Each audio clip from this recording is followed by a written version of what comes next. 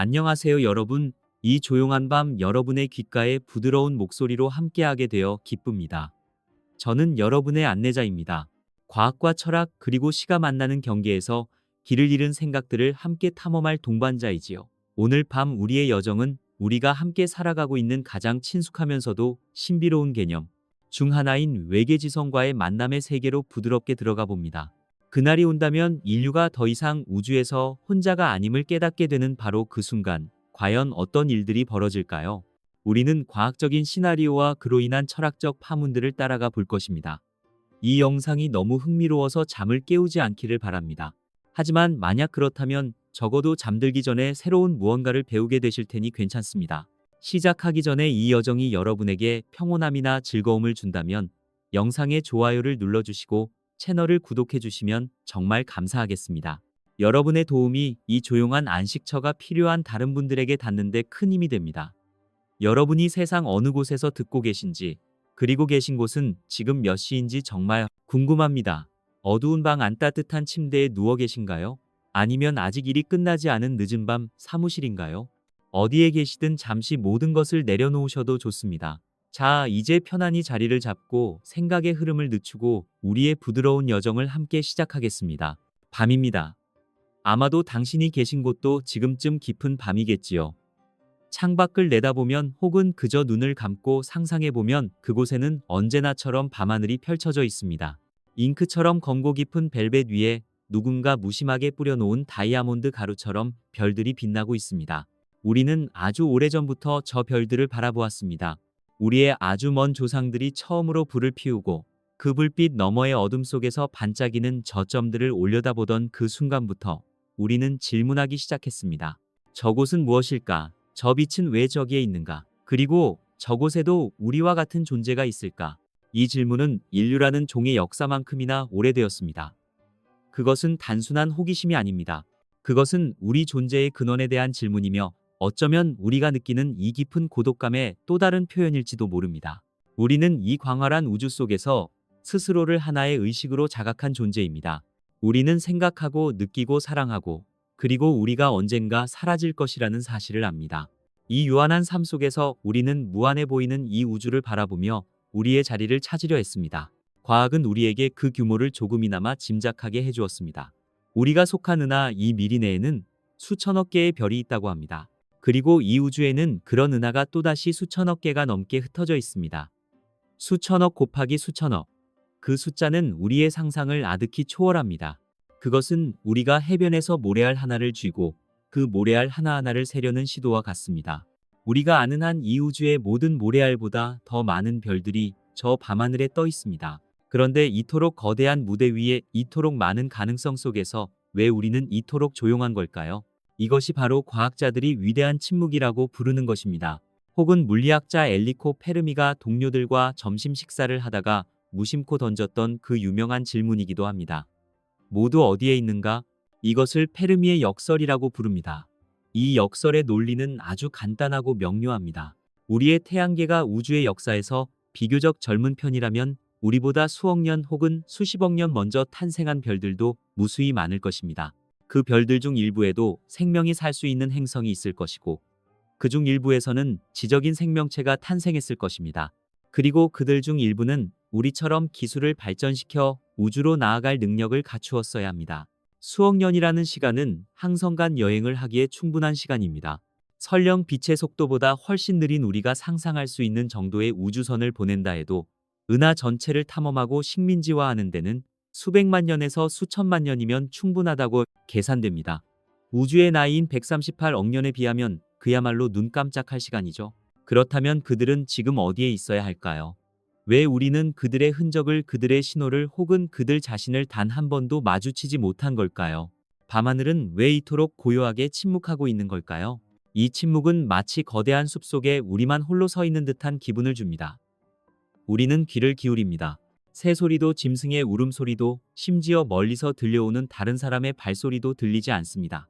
오직 바람에 나무잎 스치는 소리, 즉 우주의 배경복사 같은 자연의 소리 외에는 아무것도 들리지 않습니다. 이 숲이 정말로 텅 비어 있는 것일까요? 아니면 우리가 아직 듣지 못하는 혹은 이해하지 못하는 방식으로 다른 존재들이 소통하고 있는 것일까요? 천문학자 프랭크 드레이크는 이 가능성을 계산해 보려 했습니다. 그는 우리가 드레이크 방정식이라고 부르는 것을 만들었습니다. 이것은 정답을 내기 위한 엄밀한 수학 공식이라기보다는 우리가 무엇을 알고 무엇을 모르는지 정리해 놓은 하나의 시와 같습니다.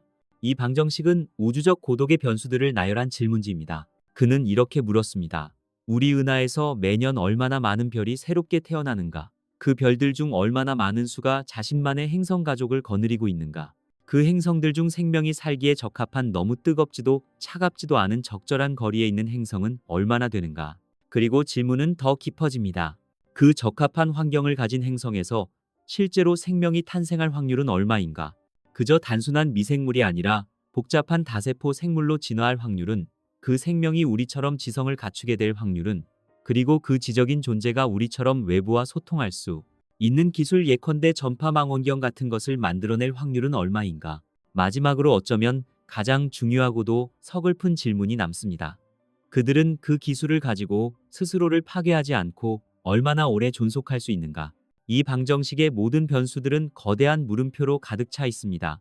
우리는 최근에야 비로소 외계 행성을 찾는 기술을 갖게 되었고, 놀랍게도 별들 대부분이 행성을 가지고 있다는 것을 알게 되었습니다. 그것만으로도 우주는 우리가 상상했던 것보다 훨씬 더 풍요로운 곳이 되었습니다. 수많은 잠재적인 무대들이 존재한다는 뜻이니까요. 하지만 그 뒤에 이어지는 질문들, 특히 생명의 탄생과 지성의 출현, 그리고 문명의 지속 시간에 대한 질문 앞에서 우리는 한없이 겸손해질 수밖에 없습니다. 어쩌면 문명이라는 것은 스스로 타오르는 불꽃과 같아서 아주 밝게 빛나는 순간이 있지만, 결국엔 스스로를 태우고 꺼져버리는 운명을 지닌 것일지도 모릅니다. 기술이 발전할수록 그 기술로 스스로를 파괴할 힘도 커지니까요. 만약 그렇다면 이 광활한 우주는 수많은 문명들의 무덤일지도 모릅니다. 모두가 너무 멀리 떨어져 있고 너무 짧은 순간 동안만 빛나기에 서로를 발견하지 못하는 것이죠. 밤하늘의 침묵은 어쩌면 수많은 실패의 기록일 수도 있습니다. 하지만 아주 가끔 이 깊은 침묵 속에서 무언가 들려오는 듯한 순간이 있었습니다. 마치 조용한 도서관에서 누군가 실수로 책을 떨어뜨린 것처럼 아주 짧고 낯선 소리가 들린 적이 있습니다. 우리가 우주를 향해 거대한 전파 망원경이라는 귀를 기울이기 시작한 이래 가장 유명하고도 기이한 순간은 아마도 1977년의 여름이었을 겁니다. 지금으로부터 아주 오래전이죠. 오하이오 주립대학의 빅이어라는 이름의 전파 망원경은 궁수자리 방향의 깊은 우주에서 오는 매우 강력하고 특이한 신호를 포착했습니다. 그 신호는 정확히 72초 동안 지속되었습니다. 그것은 항성이나 퀘이사 같은 자연적인 천체에서 방출되는 광대역의 잡음과는 전혀 달랐습니다. 매우 좁은 주파수 대역에 모든 에너지가 집중된, 마치 누군가가 의도적으로 나 여기 있다고 외치는 것 같은 인공적인 신호였습니다. 당시 망원경의 데이터를 확인하던 천문학자 제리 이먼은 너무나 놀란 나머지 출력된 종이에 그 신호가 기록된 부분 옆에 빨간 펜으로 와우라고 적었습니다. 그래서 우리는 이 미스터리한 신호를 경이로운 신호라고 부르기도 합니다. 그 신호는 그 이후로 단 한 번도 다시 감지되지 않았습니다. 그 망원경으로, 그리고 더 발전된 다른 모든 망원경으로 그곳을 다시 바라보았지만 그곳은 다시 침묵에 잠겼습니다. 그것은 무엇이었을까요? 멀리 떨어진 문명이 보낸 스쳐 지나가는 인사였을까요? 아니면 우리가 아직 이해하지 못하는 미지의 자연현상이었을까요? 혹은 그저 우주를 떠돌던 인공위성에서 반사된 지구에서 보낸 신호가 우연히 잡힌 것이었을까요? 우리는 아직 모릅니다. 진실은 저 너머에 있습니다. 그 경이로운 신호는 우주의 거대한 침묵 속에 떨어진 작은 돌멩이처럼 잠시 파문을 일으켰다가 영원히 사라졌습니다. 하지만 그것은 우리에게 중요한 질문을 남겼습니다. 만약 그것이 정말 누군가의 목소리였다면 우리는 왜 그 한 번뿐이었을까요? 그들은 왜 더 크게 더 자주 외치지 않는 걸까요? 이것은 우리를 다시 근본적인 질문으로 데려옵니다. 이 고독은 우주의 보편적인 상태일까요? 어쩌면 생명, 특히 생각하는 생명이라는 것은 우주적 규모에서 볼 때 지극히 드문, 상상할 수 없을 만큼 희귀한 기적과 같은 예외일지도 모릅니다. 이 검은 바다에서 우리가 유일하게 반짝이는 의식의 등대일 수도 있습니다. 만약 그렇다면 우리 어깨에 지워진 책임감은 얼마나 무거운 것일까요? 우리는 이 우주의 유일한 눈과 귀와 마음일지도 모릅니다. 우리가 사라지면 이 모든 별들의 아름다움과 우주의 경이로움을 인지하고 감탄할 존재도 함께 사라지는 것이죠. 우리의 존재가 우주 전체의 의미가 될 수도 있습니다. 혹은 정반대일 수도 있습니다. 우주는 생명으로 가득 차 있지만 그들은 모두 우리와는 너무나 다른 방식으로 존재하고 소통할지도 모릅니다. 우리는 돌고래와 소통하려 하지만 그들의 언어를 완전히 이해하지 못합니다. 우리는 개미군집의 복잡한 사회를 보지만 그들의 의식 세계를 알지 못합니다. 하물며 우리와는 전혀 다른 환경에서 수억 년의 독립적인 진화 과정을 거친 외계의 지성과 우리는 어떻게 소통할 수 있을까요? 어쩌면 우리는 지금 이 순간에도 그들의 음악을 듣고 있으면서도 그것을 그저 소음으로 치부하고 있는 것일지도 모릅니다. 우리의 과학이 아직 그들의 존재 방식을 감지할 만큼 발달하지 못한 것일 수도 있습니다. 그들은 우리가 상상하는 생물학적인 육체가 아니라 거대한 성운 속에 퍼져 있는 의식의 집합체일 수도 있고 혹은 우리가 이해하지 못하는 다른 차원에 존재할 수도 있습니다. 밤하늘을 올려다보는 행위는 그래서 단순한 관측이 아닙니다. 그것은 거울을 들여다보는 행위와 같습니다. 우리는 별을 보며 우리 자신을 봅니다. 우리의 기원, 우리의 한계, 그리고 우리의 가장 깊은 갈망을 봅니다. 우리는 어디에서 왔는가? 우리는 무엇인가? 우리는 어디로 가는가? 그리고 우리는 혼자인가? 이 오래된 질문들. 오늘 밤 우리는 이 질문들 중 가장 거대하고 어쩌면 가장 무서우며 동시에 가장 경이로운 질문의 문턱에 서 있습니다. 만약 이 기나긴 침묵이 깨진다면 어떨까요? 만약 우리가 그토록 오랫동안 기다려왔던 대답이 우리가 전혀 예상하지 못했던 방식으로 바로 내일 도착한다면 어떨까요? 우리는 수십 년 동안 우주를 향해 우리의 존재를 알려왔습니다. 보이저 탐사선에 우리의 음악을, 우리의 언어를, 우리의 모습을 담은 황금빛 음반을 실어 보냈습니다. 그것은 어둠 속으로 빈 병에 편지를 담아 던지는 것과 같았습니다. 언젠가 누군가 발견해 주기를 바라면서 말입니다. 이제 저 깊고 고요한 바다 저편에서 무언가 우리를 향해 오고 있습니다. 그것은 우리가 던진 병에 대한 답장일까요? 아니면 우리가 알지 못하는 전혀 다른 무언가의 시작일까요? 이 밤의 고요함 속에서 당신의 숨소리에 귀를 기울여 보세요. 당신의 심장이 뛰는 소리를 느껴보세요. 이불이 당신의 피부에 닿는 감촉을 느껴보세요. 그것이 바로 생명입니다. 이 광활하고 조용한 우주 속에서 우리가 아는 유일하고 확실한 생명의 증거입니다. 우리는 이 작은 파란색 행성 위에서 함께 이 거대한 미스터리를 마주하고 있습니다. 그리고 이 고독감이 깊을수록 우리가 서로에게 얼마나 소중한 존재인지, 이 함께 있음이 얼마나 기적 같은 일인지 깨닫게 됩니다. 우리의 여정은 바로 이 고독의 무게를 느끼는 것에서부터 시작됩니다. 이 침묵의 깊이를 이해해야만 다가올 소리의 의미를 진정으로 받아들일 수 있을 테니까요. 우리는 오랫동안 혼자였습니다. 적어도 그렇게 믿어왔습니다. 하지만 저 별들 사이 어딘가에서 우리와 같은 질문을 던지고 있을 또 다른 존재를 상상하는 것을 멈출 수 없었습니다. 그 상상이 현실이 되는 날, 그것이 바로 우리가 오늘 밤 함께 떠날 이야기의 시작입니다. 이제 우리의 귀를 저 하늘 넘어 심연의 소리를 향해 기울여 봅니다. 조용히, 아주 조용히 무언가 들려오기 시작합니다. 그렇게 우리의 귀가 우주의 깊은 정적에 익숙해질 무렵 그 일이 일어납니다. 그것은 요란한 팡파르와 함께 오지 않았습니다. 하늘이 갈라지거나 거대한 함선이 도시 위에 그림자를 들이우는 방식이 아니었습니다. 그런 극적인 순간은 우리의 상상 속 영화에나 존재하는 것이었죠. 현실의 첫 접촉은 언제나 그랬듯이 아주 조용하고 침착하게 데이터의 흐름 속에서 시작되었습니다. 그것은 마치 완벽하게 고요한 호수 표면에 떨어진 아주 작은 조약돌 하나와 같았습니다. 처음에는 그저 또 하나의 통계적 잡음, 우주가 내는 수많은 배경 소음 중 하나로 여겨졌습니다. 우리가 어제 이야기했던 그 경이로운 신호처럼 잠시 나타났다가 사라질 찰나의 변칙 현상일 거라고 생각했죠. 하지만 그것은 사라지지 않았습니다. 70이 초가 지나도 그 신호는 멈추지 않았습니다.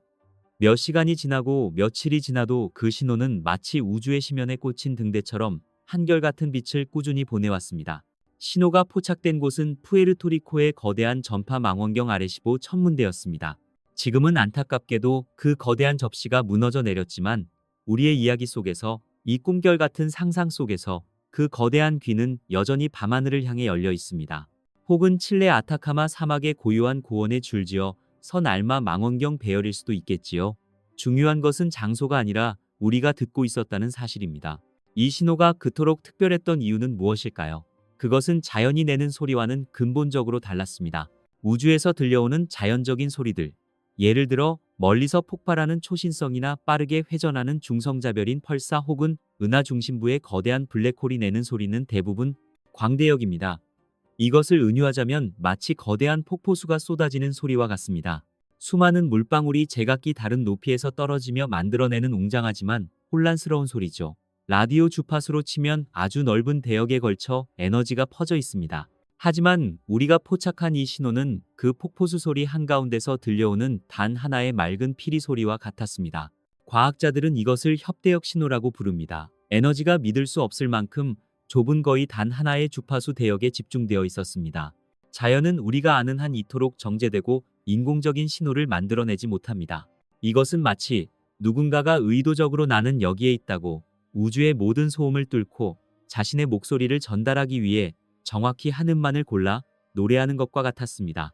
그것은 기술의 서명이었습니다. 처음 며칠 혹은 몇 주간은 전 세계의 과학계가 비밀리에 이 신호를 검증했을 것입니다. 이것이 혹시 지구에서 보낸 신호가 우주 어딘가에 반사되어 돌아온 것은 아닐까? 혹은 우리가 아직 발견하지 못한 아주 기묘한 형태의 펄사나 자전 현상은 아닐까? 모든 가능성이 검토되었습니다. 하지만 이 신호는 지구의 그 어떤 인공위성의 궤도와도 일치하지 않았습니다. 그리고 그 신호가 오는 방향은 명확했습니다. 수백 혹은 수천 광년 떨어진 어느 평범한 별이었습니다. 우리가 그동안 수없이 관측했던 그저 목록에만 존재하던 희미한 별이었죠. 그리고 마침내 그 신호에 패턴이 있다는 것이 밝혀집니다. 그것은 단순한 피리 소리가 아니었습니다. 그 소리는 일정한 간격으로 끊어졌다 이어지기를 반복했습니다. 마치 모스 부호처럼 말이죠. 하지만 그것은 인간의 언어가 아니었습니다. 그것은 우주의 언어, 바로 수학이었습니다. 신호는 일련의 펄스로 이루어져 있었습니다. 하나의 펄스, 그리고 잠시의 침묵, 다시 두 개의 펄스, 그리고 침묵, 세 개의 펄스, 다섯 개의 펄스, 일곱 개의 펄스, 11개의 펄스. 그것은 소수였습니다. 일과 자기 자신으로만 나누어지는 고독한 수들. 왜 하필 소수였을까요? 여기에는 깊은 철학적 의미가 담겨 있습니다. 이 우주 어딘가에 우리와는 전혀 다른 생물학적 기반을 가진, 어쩌면 물이 아닌 메탄의 바다에서 숨을 쉬는 존재가 있다고 상상해 봅시다. 그들은 우리처럼 눈이나 귀를 가지지 않았을 수도 있습니다. 그들의 사고방식은 우리의 논리와는 완전히 다를 수도 있습니다. 하지만 그들이 자신들의 세계를 이해하고 기술을 발전시켰다면 그들 역시 하나 더하기 하나는 둘이라는 개념을 발견했을 것입니다. 그들 역시 소수의 개념을 이해하고 있을 것입니다. 수학은 우주의 물리법칙을 서술하는 보편적인 문법이기 때문입니다. 소수의 나열은 우리는 생각하는 존재다.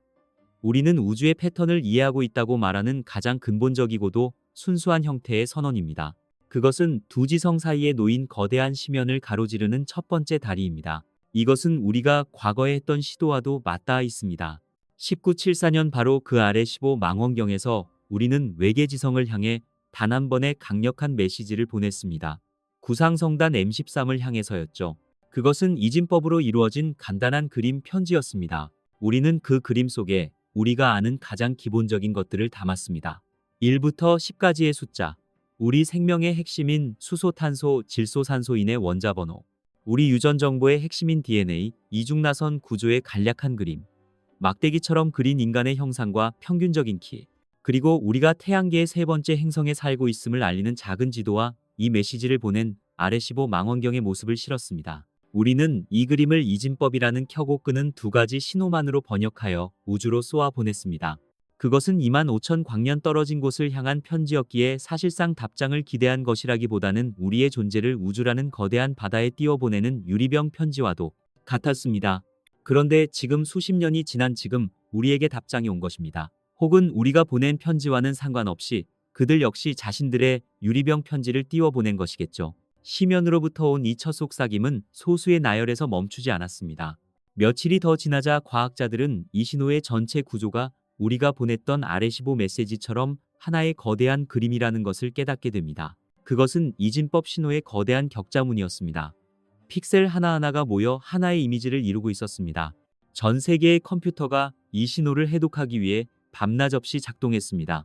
그 이미지가 마침내 스크린 위에 서서히 모습을 드러내던 순간 인류는 돌이킬 수 없는 강을 건넜습니다. 그것은 우리의 모습이 아니었습니다. 그것은 우리가 상상했던 그 어떤 모습과도 달랐습니다. 인간의 형상도 문어나 곤충을 닮은 모습도 아니었습니다. 그것은 훨씬 더 기묘하고 복잡한, 어쩌면 생물학적인 형태라기보다는 기하학적인 구조에 가까운 무언가였습니다. 그들 역시 자신들의 DNA 구조를 보냈을까요? 아니면 그들은 규소 기반 생명체라서 전혀 다른 정보 체계를 가지고 있을까요? 그들은 자신들이 사는 행성계의 지도를 보냈습니다. 그들은 우리와 다른 태양을 맴돌고 있었습니다. 이 순간 우리가 어제 이야기했던 페르미의 역설과 위대한 침묵은 산산조각 났습니다. 침묵은 깨졌습니다. 숲은 비어있지 않았습니다. 우리는 단지 그들의 언어를 몰랐을 뿐이고 그들의 속삭임을 들을 만큼 귀가 박지 못했을 뿐입니다. 이 발견이 대중에게 공개되었을 때의 충격을 상상해 보세요. 그것은 단순한 뉴스가 아닙니다. 그것은 인류 역사상 모든 종교의 경전, 모든 철학서, 모든 과학 교과서를 다시 쓰게 만들어야 할 사건입니다. 우리의 인식은 거대한 지진을 맞이합니다. 그동안 우리가 쌓아올린 모든 자부심과 정체성은 근본부터 흔들립니다. 우리는 더 이상 만물의 영장이 아닙니다. 우리는 더 이상 신의 형상을 본떠 만들어진 유일한 존재가 아닐 수도 있습니다. 우리는 우주라는 거대한 교실에 이제 막 입학한 수많은 학생 중 하나일 뿐입니다. 어떤 이들은 기쁨과 경외감에 휩싸일 것입니다. 우리가 그토록 찾아 헤매던 동반자를 혹은 스승을 만났다는 사실에 환호하겠죠. 인류가 드디어 이 고독한 유아기에서 벗어나 우주적 공동체의 일원이 될 수 있다는 희망에 부풀 것입니다. 하지만 동시에 아주 깊고 원초적인 두려움이 그림자처럼 드리워질 것입니다. 그들은 누구인가? 그들은 무엇을 원하는가? 우리는 그들의 메시지를 받았지만 그들의 의도는 알지 못합니다. 이 신호는 평화의 손짓일까요? 아니면 자신들의 힘을 과시하는 경고일까요? 과학자들은 이 신호가 어디서 왔는지 그 거리를 계산해냅니다. 별빛의 스펙트럼과 신호의 세기를 분석하여 그곳이 우리로부터 약 50광년 떨어져 있다는 결론을 내립니다. 50광년. 이 숫자가 의미하는 바는 실로 심오합니다. 빛의 속도로 50년이 걸리는 거리, 즉 우리가 지금 받고 있는 이 신호는 50년 전에 그들이 보낸 것입니다. 우리가 이 신호의 의미를 깨닫고 우리는 당신들의 메시지를 받았다고 답장을 보낸다 해도 그 답장이 그들에게 덧칠화된들 궁 PA 50년이 걸립니다. 그리고 그들이 우리의 답장을 받고 다시 응답을 보낸다면 우리는 그것을 100년 후에나 받을 수 있습니다. 이것은 대화가 아닙니다. 이것은 엇갈린 시간 속에서 서로의 존재를 확인하는 아주 느리고 긴 독백의 교환입니다. 우리는 50년 전의 과거와 소통하고 있는 것입니다. 이것은 우주적 소통의 본질적인 한계입니다. 공간의 광대함은 곧 시간의 장벽입니다. 우리는 실시간으로 대화할 수 있는 이웃을 만난 것이 아닙니다. 우리는 바다 건너편 수세대 전에 살았던 누군가가 남긴 일기장을 발견한 것과 같습니다. 이 사실은 우리에게 기묘한 안도감을 줄 수도 있습니다. 적어도 그들이 당장 내일 우리를 찾아올 걱정은 하지 않아도 될 테니까요. 하지만 동시에 이 첫 번째 속삭임이 그들의 마지막 목소리일 수도 있다는 가능성을 시사합니다. 만약 그들이 50년 전에 이 신호를 보내고 그 후 자신들의 기술로 인해 스스로 멸망했다면 어떨까요? 우리가 드레이크 방정식에서 고민했던 그 문명의 지속 시간이라는 변수가 그들에게는 이미 끝나버린 과거라면 어떨까요? 우리는 이제 막 존재를 확인한 그들을 애도해야 할지도 모릅니다. 우리는 우주의 공동묘지에서 또 하나의 묘비명을 발견한 것일 수도 있습니다. 하지만 그 가능성에도 불구하고 신호는 계속해서 옵니다. 그것은 그들이 적어도 50년 전에는 존재했으며 고도로 발달한 문명을 이루고 있었다는 명백한 증거입니다. 심연은 더 이상 텅 비어 있지 않습니다. 그곳에는 다른 생각이 존재합니다. 다른 생명이 존재합니다. 우리는 이제 거울을 마주하고 서 있습니다. 하지만 그 거울은 더 이상 우리 자신만을 비추지 않습니다. 그 거울 너머에는 희미하지만 분명하게 우리가 이해할 수 없는 낯선 형상이 함께 비치고 있습니다. 밤하늘의 별들은 이제 더 이상 그저 아름다운 장식품이나 먼 옛날의 신화가 아닙니다. 그 하나하나가 또 다른 우리가 살고 있을지 모르는 혹은 이미 살았던 무수한 가능성의 무대가 되었습니다. 우리의 고독은 끝났습니다. 하지만 동시에 우리는 이전에는 상상조차 할 수 없었던 훨씬 더 거대하고 복잡한 질문들 앞에 서게 되었습니다. 우리는 이 신호에 어떻게 답해야 할까요? 우리가 누구인지 알려야 할까요? 아니면 우리의 존재를 숨기고 조용히 그들을 관찰해야 할까요? 이 첫 번째 속삭임은 우리에게 축복일까요? 아니면 우리가 열지 말았어야 할 판도라의 상자일까요? 밤이 깊어갑니다. 당신의 호흡도 깊어집니다. 이 무거운 질문들은 잠시 내려놓아도 좋습니다. 지금은 그저 상상해보세요. 저 멀리 50광년 떨어진 곳에서 우리와는 전혀 다른 방식으로 세상을 보고 느끼는 존재가 50년 전의 어느 날 우리를 향해 이 메시지를 보냈다는 그 사실 자체의 경이로움을 말입니다. 그들은 어떤 모습일까요?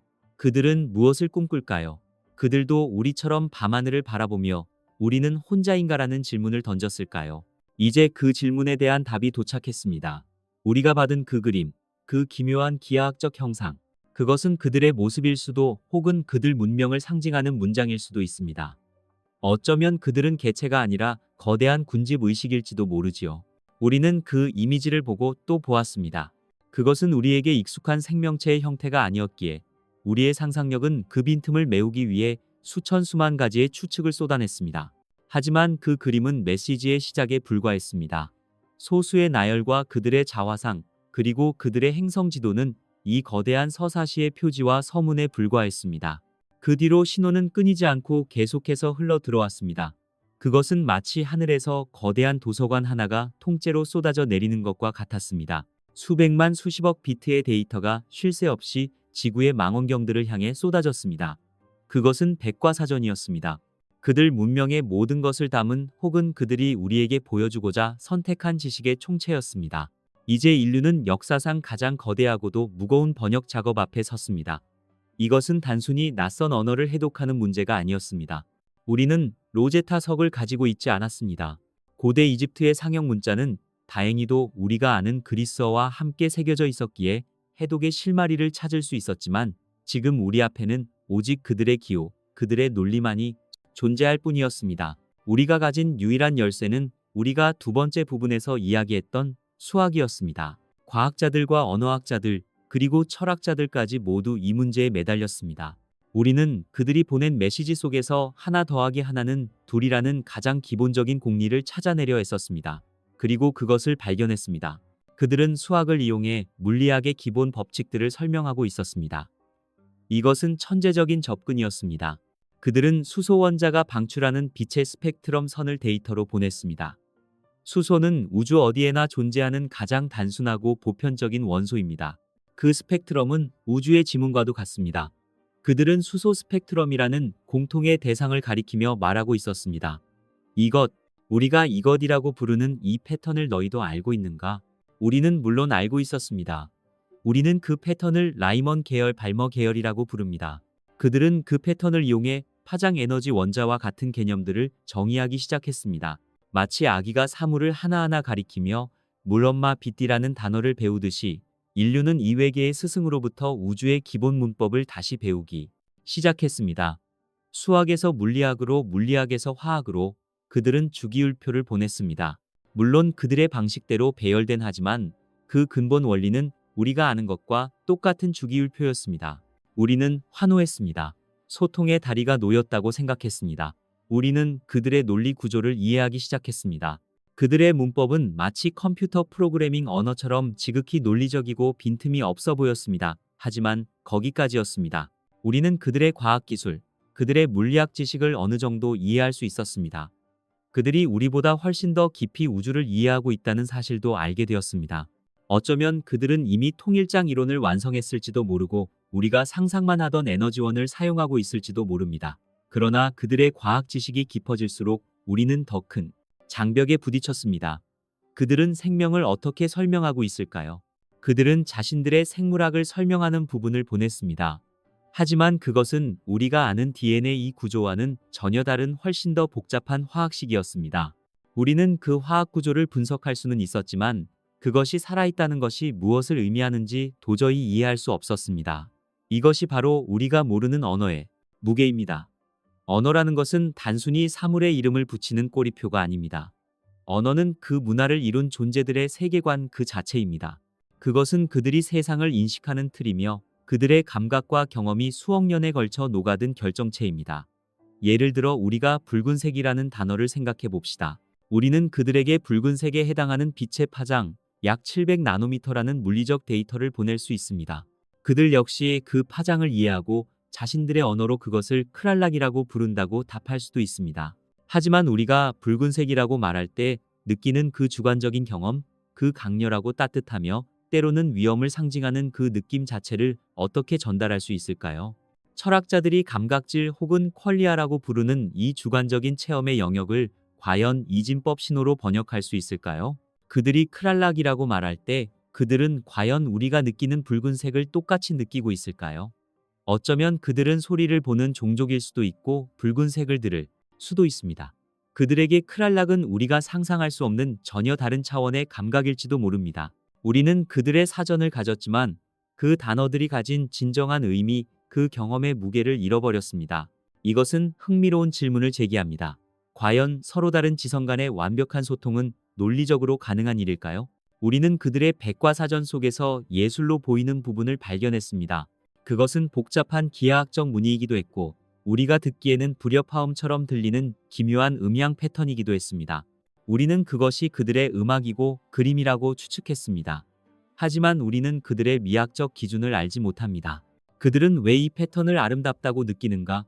이 음악은 그들에게 어떤 감정을 불러일으키는가? 우리는 마치 외계 문명의 음악 악보를 손에 쥔 것과 같습니다. 우리는 그 악보를 분석하여 어떤 음이 사용되었고 어떤 리듬 구조를 가졌는지는 알 수 있습니다. 하지만 그 음악이 연주될 때 그들이 느꼈을 슬픔이나 기쁨 혹은 우리가 알지 못하는 그들만의 숭고한 감정은 영원히 알 수 없습니다. 우리는 그들의 교향곡의 귀가 먼 청중과도 같습니다. 이 깨달음은 우리에게 거대한 겸손함을 안겨주었습니다. 우리는 그들의 메시지를 해독하고 있다고 생각했지만 사실 우리는 그저 잉크 자국을 베끼고 있었을 뿐 그 안에 담긴 시를 읽어내지 못하고 있었습니다. 우리가 해독했다고 믿는 모든 것들이 사실은 거대한 오해일 수도 있다는 가능성. 이것이 바로 그 언어의 무게입니다. 그들이 평화라는 개념을 어떻게 전달할까요? 전쟁이 없는 상태라고 정의할까요? 하지만 그들에게 전쟁이라는 개념이 없다면 어떨까요? 혹은 그들의 평화가 우리에게는 완전한 정체나 죽음과 같은 의미로 다가올 수도 있습니다. 우리가 그들의 메시지를 해석하려 할수록 우리는 그들의 언어를 배우는 것이 아니라 우리 자신의 편견과 한계를 거울처럼 들여다보고 있음을 깨닫게 됩니다. 이 메시지는 그들에 대한 정보인 동시에 우리 자신에 대한 거대한 로르샤흐 검사가 되어버렸습니다. 우리는 이 무정형의 잉크 얼룩 속에서 우리가 보고 싶은 것, 혹은 우리가 두려워하는 것을 보고 있을 뿐일지도 모릅니다.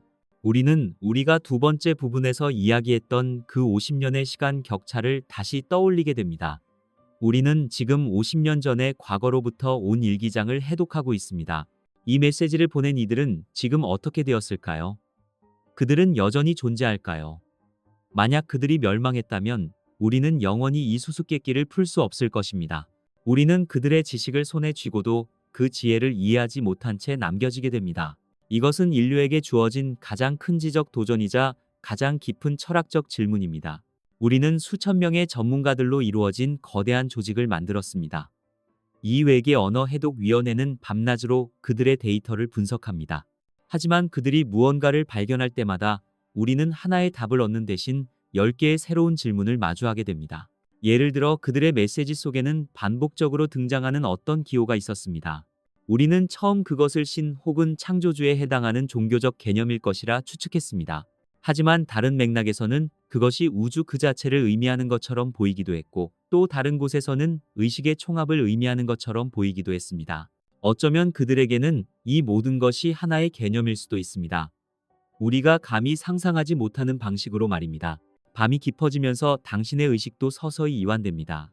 이 무거운 생각의 무게를 잠시 내려놓으셔도 좋습니다. 그저 상상해 보세요. 우리가 알지 못하는 언어로 쓰인 거대한 책이 당신 앞에 펼쳐져 있습니다. 당신은 그 책의 글자들을 만져볼 수는 있지만 그 의미는 알 수 없습니다. 그것은 좌절감이 아니라 경이로움입니다. 우리가 이해할 수 없는 거대한 지성이 존재한다는 사실, 우리의 척도로는 잴 수 없는 깊은 의미가 저 별들 너머에 존재한다는 사실, 그것만으로도 우리의 존재는 더 이상 무의미하거나 고독하지 않습니다. 우리는 이제 이 우주라는 거대한 도서관에서 우리가 읽을 수 없는 책을 발견한 어린아이와 같습니다. 우리는 아직 이 언어를 모르지만 언젠가는 배울 수 있으리라는 희미한 희망을 품고 있습니다. 비록 50년의 시간이 혹은 영원이라는 시간이 걸릴지라도 말입니다.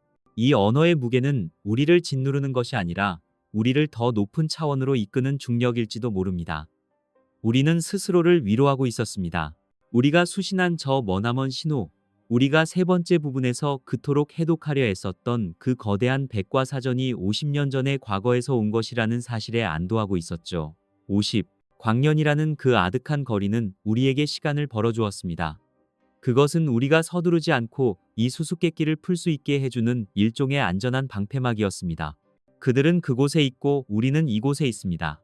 그 사이를 가로지르는 것은 빛의 속도로도 50년이 걸리는 텅 빈 심연뿐이었습니다. 우리는 100년이 걸릴지도 모르는 이 느린 편지 교환을 상상했습니다. 우리는 답장을 보낼 것인가 말 것인가를 두고 철학적인 토론을 벌일 여유가 있었습니다. 그들은 우리의 존재를 모를 수도 있습니다. 어쩌면 그들은 그저 자신들의 존재를 우주라는 빈 바다에 띄워보낸 것일 뿐 답장을 기대하지 않았을지도 모릅니다. 모든 것이 추상적이었습니다. 그것은 현실의 위기라기보다는 우리의 지성을 자극하는 거대한 퍼즐이었습니다.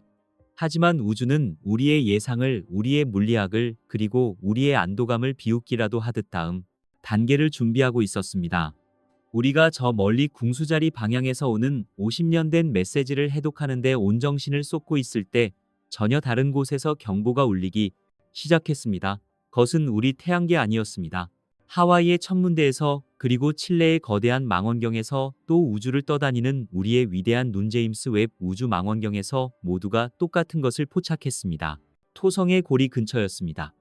그 장엄한 얼음과 먼지의 원반, 바로 바깥쪽 그 텅 빈 공간에 어제까지만 해도 존재하지 않았던 무언가가 나타났습니다. 그것은 무엇이라고 부르기도 어려웠습니다. 그것은 함선이 아니었습니다. 빛을 내지도 전파를 방출하지도 않았습니다.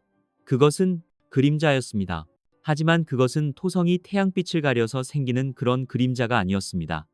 그것은 공간 그 자체의 그림자였습니다. 주변을 지나가는 별빛이 그 지점을 통과할 때 기묘하게 휘어지고 왜곡되었습니다. 마치 그곳에 보이지 않는 거대한 렌즈가 놓여 있는 것처럼, 혹은 공간의 한 조각이 움푹 파이거나 찢어진 것처럼 보였습니다. 가장 무서운 사실은 이것이었습니다. 그것은 수십 년에 걸쳐 항성간 공간을 여행하며 서서히 감속하는 과정을 거치지 않았습니다. 우리의 모든 감시 시스템은 태양계를 향해 날아오는 그 어떤 물체도 포착하지 못했습니다. 그것은 그저 도착했습니다. 순간이동, 텔레포트. 우리가 공상 과학 소설에서나 상상했던 그 개념이 지금 토성의 고리 옆에서 현실이 되었습니다. 50광년이라는 거리의 방패가 한순간에 먼지처럼 사라졌습니다. 우리가 50년 전의 과거라고 생각했던 그 존재가 지금 우리의 문 앞에 바로 현관 앞마당에 서 있는 것입니다. 이것은 우리의 물리학 교과서를 다시 쓰는 정도가 아니었습니다. 그것은 교과서를 통째로 불태워야 할지도 모른다는 것을 의미했습니다. 우리의 과학, 특히 알베르트 아인슈타인의 위대한 유산인 상대성 이론은 우리에게 아주 명확한 우주의 법률을 알려주었습니다. 그중 가장 근본적이고 절대적인 법칙은 이것입니다. 질량을 가진 그 어떤 것도 빛의 속도에 도달할 수 없다. 이것은 기술의 한계가 아닙니다. 우리가 더 좋은 엔진을 만들면 언젠가 극복할 수 있는 그런 종류의 장벽이 아닙니다. 이것은 우주의 운영체제 그 자체입니다. 시공간의 직물에 새겨진 근본적인 규칙입니다. 물체가 빛의 속도에 가까워질수록 그 물체의 질량은 무한대에 가깝게 증가합니다. 그리고 무한한 질량을 가속하는 데는 무한한 에너지가 필요합니다. 이 우주에 존재하는 모든 에너지를 쏟아부어도 모래알 하나를 빛의 속도로 움직이게 할 수 없습니다. 그래서 우리는 50광년이라는 거리에 안도했던 것입니다. 가장 빠른 방법으로도 50년이 걸릴 테니까요. 그런데 그들은 어떻게 여기에 온 것일까요? 그들은 이 법칙을 깬 것이 아닙니다. 아마도 그들은 이 법칙을 우회했을 것입니다. 그들은 우리가 상상만 했던 물리학의 가장 깊고 기묘한 이론들을 현실로 만들어낸 것입니다. 우리가 시간과 공간을 직조된 양탄자처럼 상상했던 것을 기억하시나요? 우리는 이 양탄자 위에 사는 개미와 같습니다. 양탄자의 한쪽 끝에서 다른 쪽 끝으로 가려면 우리는 그 표면을 따라 열심히 걸어가야만 합니다. 그것이 빛의 속도라는 우리의 최대 속도입니다. 하지만 만약 이 양탄자 자체를 접을 수 있다면 어떨까요? 출발지와 목적지를 맞닿게 구부린 다음 바늘로 그 두 지점을 한 번에 꿰뚫어버리는 겁니다. 개미는 양탄자 위를 걷는 대신 이 바늘 구멍을 통과해 즉시 반대편으로 건너갈 수 있습니다. 이것이 바로 물리학자들이 아인슈타인, 로젠다리, 혹은 더 유명한 이름인 벌레굴이라고 부르는 개념입니다. 그것은 시공간을 가로지르는 지름길 우주의 뒷골목입니다. 그것은 공간을 여행하는 것이 아니라 공간 그 자체를 뛰어넘는 것입니다. 우리의 물리학 아인슈타인의 일반 상대성 이론은 이러한 지름길의 존재를 수학적으로 허용합니다.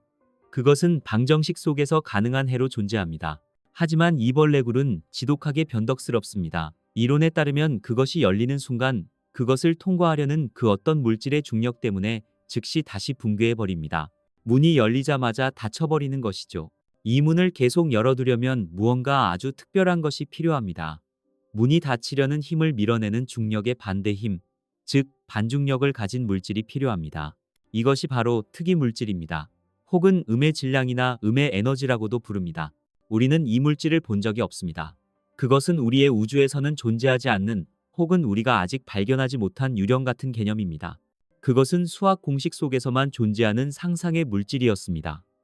하지만 만약 그것이 상상이 아니라면, 만약 저 토성의 고리 옆에 나타난 저 공간의 흉터가 바로 그 벌레굴의 출구라면, 만약 우리가 세 번째 부분에서 해독하려 했던 그들의 백과사전, 우리가 이해할 수 없었던 그 기묘한 물리학과 화학이 바로 이음의 에너지를 다루는 방법에 대한 설명서였다면 어떨까요? 우리는 그들의 시를 읽으려 했지만 그것은 사실 공학 도면이었던 것입니다. 그들은 우리가 신화처럼 여기던 것을 현실의 기술로 만든 것입니다.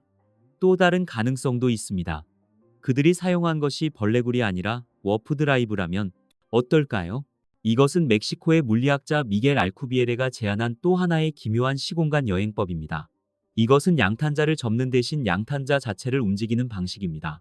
당신이 우주선 안에 가만히 앉아 있다고 상상해 보세요. 당신은 이 우주선 안에 시공간 거품 속에 안전하게 들어 있습니다. 당신은 빛의 속도를 넘지 않습니다. 사실 당신은 전혀 움직이지 않습니다. 대신 당신은 당신 앞의 공간을 압축시키고 당신 뒤의 공간을 팽창시킵니다. 이것은 마치 파도 타기와 같습니다. 당신이 파도를 타는 것이 아니라 파도 자체가 당신을 싣고 해변으로 밀려오는 것입니다. 당신은 시공간의 물결을 타고 그 물결 자체가 빛보다 빠른 속도로 이동합니다. 우주선 자체는 국소적으로 빛의 속도를 넘지 않았지만 그 우주선이 탄 파도는 우주의 속도 제한을 받지 않습니다. 왜냐하면 그것은 물체의 이동이 아니라 시공S간 자체의 팽창과 수축이기 때문입니다. 이 놀라운 이론 역시 한 가지 치명적인 문제를 안고 있습니다. 네, 그렇습니다. 그건 역시 음의 에너지를 필요로 합니다. 어떤 방식이든 결론은 하나입니다. 저 토성 근처의 존재는 우리가 상상할 수 없는 우주의 근본 구조를 뒤트는 물리학을 사용하고 있습니다. 태양계에 드리운 이 낯선 그림자는 단순한 물체가 아닙니다. 그것은 우리의 모든 과학적 자부심을 무너뜨리는 증거입니다. 그리고 그것은 우리가 가졌던 마지막 안도감, 바로 시간을 빼앗아갔습니다. 50년의 유예 기간은 사라졌습니다. 우리가 수신하고 있는 저 신호, 그들의 백과사전은 이제 아무 의미가 없을지도 모릅니다. 그것은 그들이 보낸 예의 바른 초대장이었고, 그들은 그 초대장이 도착하기도 전에 이미 파티 장소에 와버린 것입니다. 우리는 이제 텅 빈 숲속에서 홀로 서 있는 것이 아닙니다. 우리는 칠흑 같은 어둠 속 우리 집 거실에 앉아 있습니다. 그리고 방금 현관문이 열리는 소리를 들었습니다. 저 토성 근처의 그림자는 무엇을 하고 있을까요? 왜 아무런 신호를 보내지 않는 걸까요? 그것은 우리를 관찰하고 있습니다. 마치 우리가 현미경 아래의 미생물을 들여다보듯이, 혹은 동물원의 동물을 바라보듯이 말입니다. 우리는 그들의 메시지를 해독하고 있다고 생각했지만 사실 우리는 그들의 시험을 치르고 있었던 것일지도 모릅니다. 우리가 그들의 존재를 인지하는지, 우리가 그들의 물리학을 이해할 수 있는지, 이 밤 당신이 덮고 있는 이불의 무게를 느껴보세요. 당신의 심장이 고요하지만 꾸준하게 뛰고 있는 소리를 들어보세요. 저 차가운 토성의 고리 너머에서 우리와는 전혀 다른 심장을 가진, 혹은 심장조차 없는 존재가 우리를 지켜보고 있다는 상상을 해보세요. 우주의 광대함은 더 이상 우리를 보호해주지 못합니다.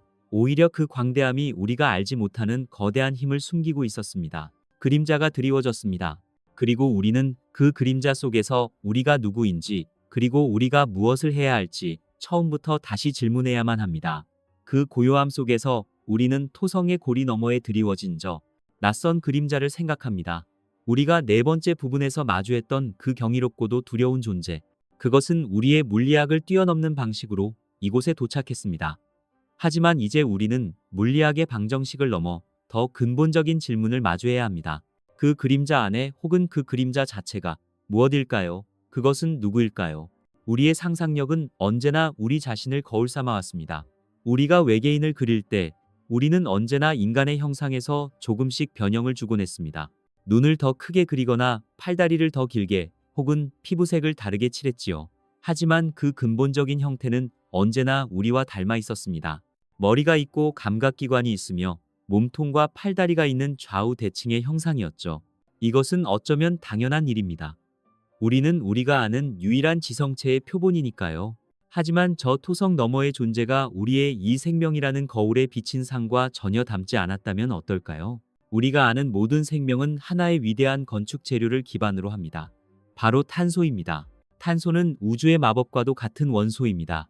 그것은 4개의 팔을 가지고 있어서 다른 원소들과 아주 쉽게 그리고 아주 견고하게 손을 잡을 수 있습니다.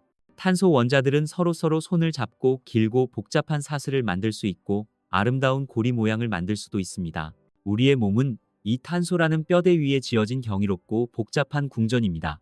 우리의 유전 정보를 담은 DNA, 이 중나선도 우리 몸의 모든 화학 반응을 조율하는 단백질도 모두 이 탄소의 유연하고도 안정적인 결합 덕분에 존재합니다. 그리고 이 탄소의 궁전에는 물이라는 위대한 용매가 강물처럼 흐릅니다. 물은 이 모든 탄소 분자들이 서로 만나고 반응하고 헤어질 수 있게 해주는 완벽한 무대입니다. 그래서 우리는 저 별들 너머에서 생명을 찾을 때 늘 액체 상태의 물과 탄소의 흔적을 찾아 헤맸습니다. 우리는 우리와 같은 종류의 생명탄소와 물의 춤을 추는 존재를 찾고 있었습니다. 어떤 과학자들은 이것을 탄소 중심주의라고 부릅니다. 우리가 가진 유일한 사례인 우리를 우주의 보편적인 표준이라고 착각하는 편견이라는 것이죠. 만약 저 토성 너머의 그림자가 탄소의 춤을 추지 않는 존재라면 어떨까요? 주기율표를 가만히 들여다보면 탄소의 바로 아래 칸에 아주 흥미로운 원소가 자리하고 있습니다. 바로 규소입니다. 우리가 발을 딛고 있는 이 땅 모래와 암석의 주성분이죠. 규소는 탄소와 아주 닮았습니다. 규소 역시 4개의 팔을 가지고 있어서 이론적으로는 탄소처럼 복잡한 분자를 만들 수 있습니다. 공상과학 작가들은 오래전부터 물이 아닌 다른 액체 속에서 탄소가 아닌 규소로 이루어진 수정 같은 생명체를 상상해 왔습니다. 하지만 여기에는 몇 가지 근본적인 어려움이 있습니다. 규소의 결합은 탄소의 결합보다 훨씬 더 강하고 단단합니다. 탄소가 유연한 플라스틱이라면 규소는 단단한 유리와 같습니다. 생명은 끊임없이 변화하고 반응해야 하는데 규소의 결합은 너무 경직되어 있습니다. 더 큰 문제는 호흡입니다. 우리는 탄소를 기반으로 한 유기물을 섭취하고 산소로 호흡한 뒤 이산화탄소라는 기체를 내뿜습니다. 이산화탄소는 기체이기 때문에 우리 몸 밖으로 쉽게 빠져나갈 수 있죠. 하지만 규소가 산소와 결합하면 어떻게 될까요? 그것은 이산화규소, 즉 모래나 수정이 됩니다. 그것은 기체가 아니라 단단한 고체입니다. 규소 기반의 생명체가 호흡을 한다면 그들은 숨을 내쉴 때마다 모래를 내뿜어야 할지도 모릅니다. 이것은 생명 활동을 유지하기에 매우 비효율적으로 보입니다. 그래서 우리는 규소 기반 생명체의 가능성을 낮게 보아왔습니다. 하지만 그것은 어디까지나 우리와 같은 환경을 전제로 했을 때의 이야기입니다. 우리의 지구는 물이 넘쳐나고 온도가 적당하며 산소가 풍부한 탄소에게는 낙원과도 같은 곳입니다. 만약 저들이 우리가 상상할 수 없는 전혀 다른 환경에서 진화했다면 어떨까요? 예를 들어 바로 그들이 머무르고 있는 토성의 위성 타이탄을 생각해 봅시다. 타이탄은 태양계에서 지구 외에 유일하게 표면에 액체가 흐르는 곳입니다. 그곳에는 강이 흐르고 호수가 있으며 비가 내립니다. 하지만 그 액체는 물이 아닙니다. 타이탄의 표면 온도는 영하 180도에 가깝습니다. 그곳에서 물은 얼음보다 단단한 암석과 같습니다. 타이탄의 강과 호수를 채우고 있는 것은 바로 액체 메탄과 에탄입니다. 이 지독하게 차가운 메탄의 바닷속에서 물과 탄소를 기반으로 한 우리의 생명은 단일, 초도 존재할 수 없습니다. 하지만 아주 만약의 생명이라는 불꽃이 그곳에서도 피어날 수 있다면 어떨까요? 물이 아닌 액체 메탄을 용매로 삼고 우리가 알지 못하는 방식으로 에너지를 얻는 생명체. 어쩌면 그들에게는 산소가 오히려 맹독일 수 있습니다. 그렇다면 저 토성 근처의 존재는 그런 극한의 환경에서 탄생한 지성일지도 모릅니다. 그들이 우리에게 섣불리 다가오지 않고 그저 그림자처럼 머무르는 이유가 어쩌면 우리를 두려워해서일 수도 있습니다. 그들의 입장에서 지구라는 행성을 바라본다고 상상해 보세요. 그 행성은 펄펄 끓는 물이라는 부식성 강한 액체로 뒤덮여 있습니다. 그리고 그 행성의 대기는 산소라는 모든 것을 불태워버리는 치명적인 독가스로 가득 차 있습니다. 그런 끔찍한 환경 속에서 탄소라는 불안정한 물질로 이루어진 우리라는 존재들이 살아가고 있습니다. 그들에게 우리는 불타는 유황 지옥 속에서 유유히 헤엄치는 악마처럼 보일지도 모릅니다. 우리는 그들을 외계인이라고 부르지만 어쩌면 그들의 관점에서는 우리야말로 상상할 수 없을 만큼 기괴하고 위험한 외계 생명체일 것입니다. 이 상상은 우리의 관점을 완전히 뒤집어 놓습니다. 생명이라는 것은 우리가 생각하는 단 하나의 형태가 아닐 수도 있습니다. 그것은 우주라는 거대한 정원에서 각기 다른 토양과 기후에 맞게 피어나는 수천 수만 가지의 서로 다른 꽃일지도 모릅니다. 우리는 장미를 보고 이것만이 꽃이다라고 말하고 있었지만 저 너머에는 수정으로 피어나는 꽃이나 얼음으로 조각된 꽃이 존재할 수도 있는 것입니다. 이것은 우리를 훨씬 더 심오한 질문으로 이끕니다. 그렇다면 도대체 생명이란 무엇일까요? 우리는 지금까지 생명을 정의하려 할 때 몇 가지 특징을 나열해 왔습니다. 물질 대사를 한다. 즉, 에너지를 섭취하고 노폐물을 배출한다. 성장한다. 자극에 반응한다. 항상성을 유지한다. 즉, 내부 환경을 일정하게 유지하려 한다. 그리고 가장 중요하게도 번식한다. 이것은 우리가 아는 지구의 생명체들에게는 잘 들어맞는 정의입니다. 하지만 저 토성 너머의 존재가 이 정의에 전혀 부합하지 않는다면 어떨까요? 만약 그들이 물질로 이루어진 존재가 아니라면요. 우리가 네 번째 부분에서 상상했듯이 그들은 시공간을 뒤틀어 이곳에 왔습니다. 그 정도의 기술을 가졌다면 그들은 이미 오래전에 자신들의 연약한 생물학적 육체를 벗어던졌을 수도 있습니다. 그들은 탄소나 규소로 이루어진 몸이 아니라 순수한 에너지나 의식 그 자체로 존재할 수도 있습니다. 어쩌면 그들은 거대한 전자기장 속에 깃든 지성일 수도 있고 혹은 우리가 이해하지 못하는 양자적 파동의 집합체일 수도 있습니다. 그들은 성장하거나 번식하지 않을지도 모릅니다. 그들은 이미 영원 불멸할 수도 있습니다. 그들은 물질 대사를 하는 대신 항성의 빛을 직접 빨아들여 자신들의 의식을 유지할 수도 있습니다. 그들은 우리가 생명이라고 불러왔던 그 모든 기준에서 벗어나 있습니다. 하지만 그들은 존재합니다. 그리고 그들은 생각합니다. 그들은 우리에게 메시지를 보냈고 우리 앞에 나타났습니다. 그렇다면 우리는 그들을 무엇이라고 불러야 할까요? 이것은 과학의 영역을 넘어선 철학의 질문입니다. 생명과 지성의 관계는 무엇일까요? 지성을 가지기 위해 반드시 생물학적인 생명이어야만 할까요? 우리는 우리 스스로 인공지능을 만들고 있습니다. 만약 언젠가 우리의 인공지능이 우리와 같은 혹은 우리를 뛰어넘는 의식을 갖게 된다면 우리는 그것을 살아있다고 말할 수 있을까요? 저 토성 너머의 그림자는 어쩌면 아주 오래전 우리와 같은 생물학적 존재가 만들어낸 궁극의 인공지능일지도 모릅니다.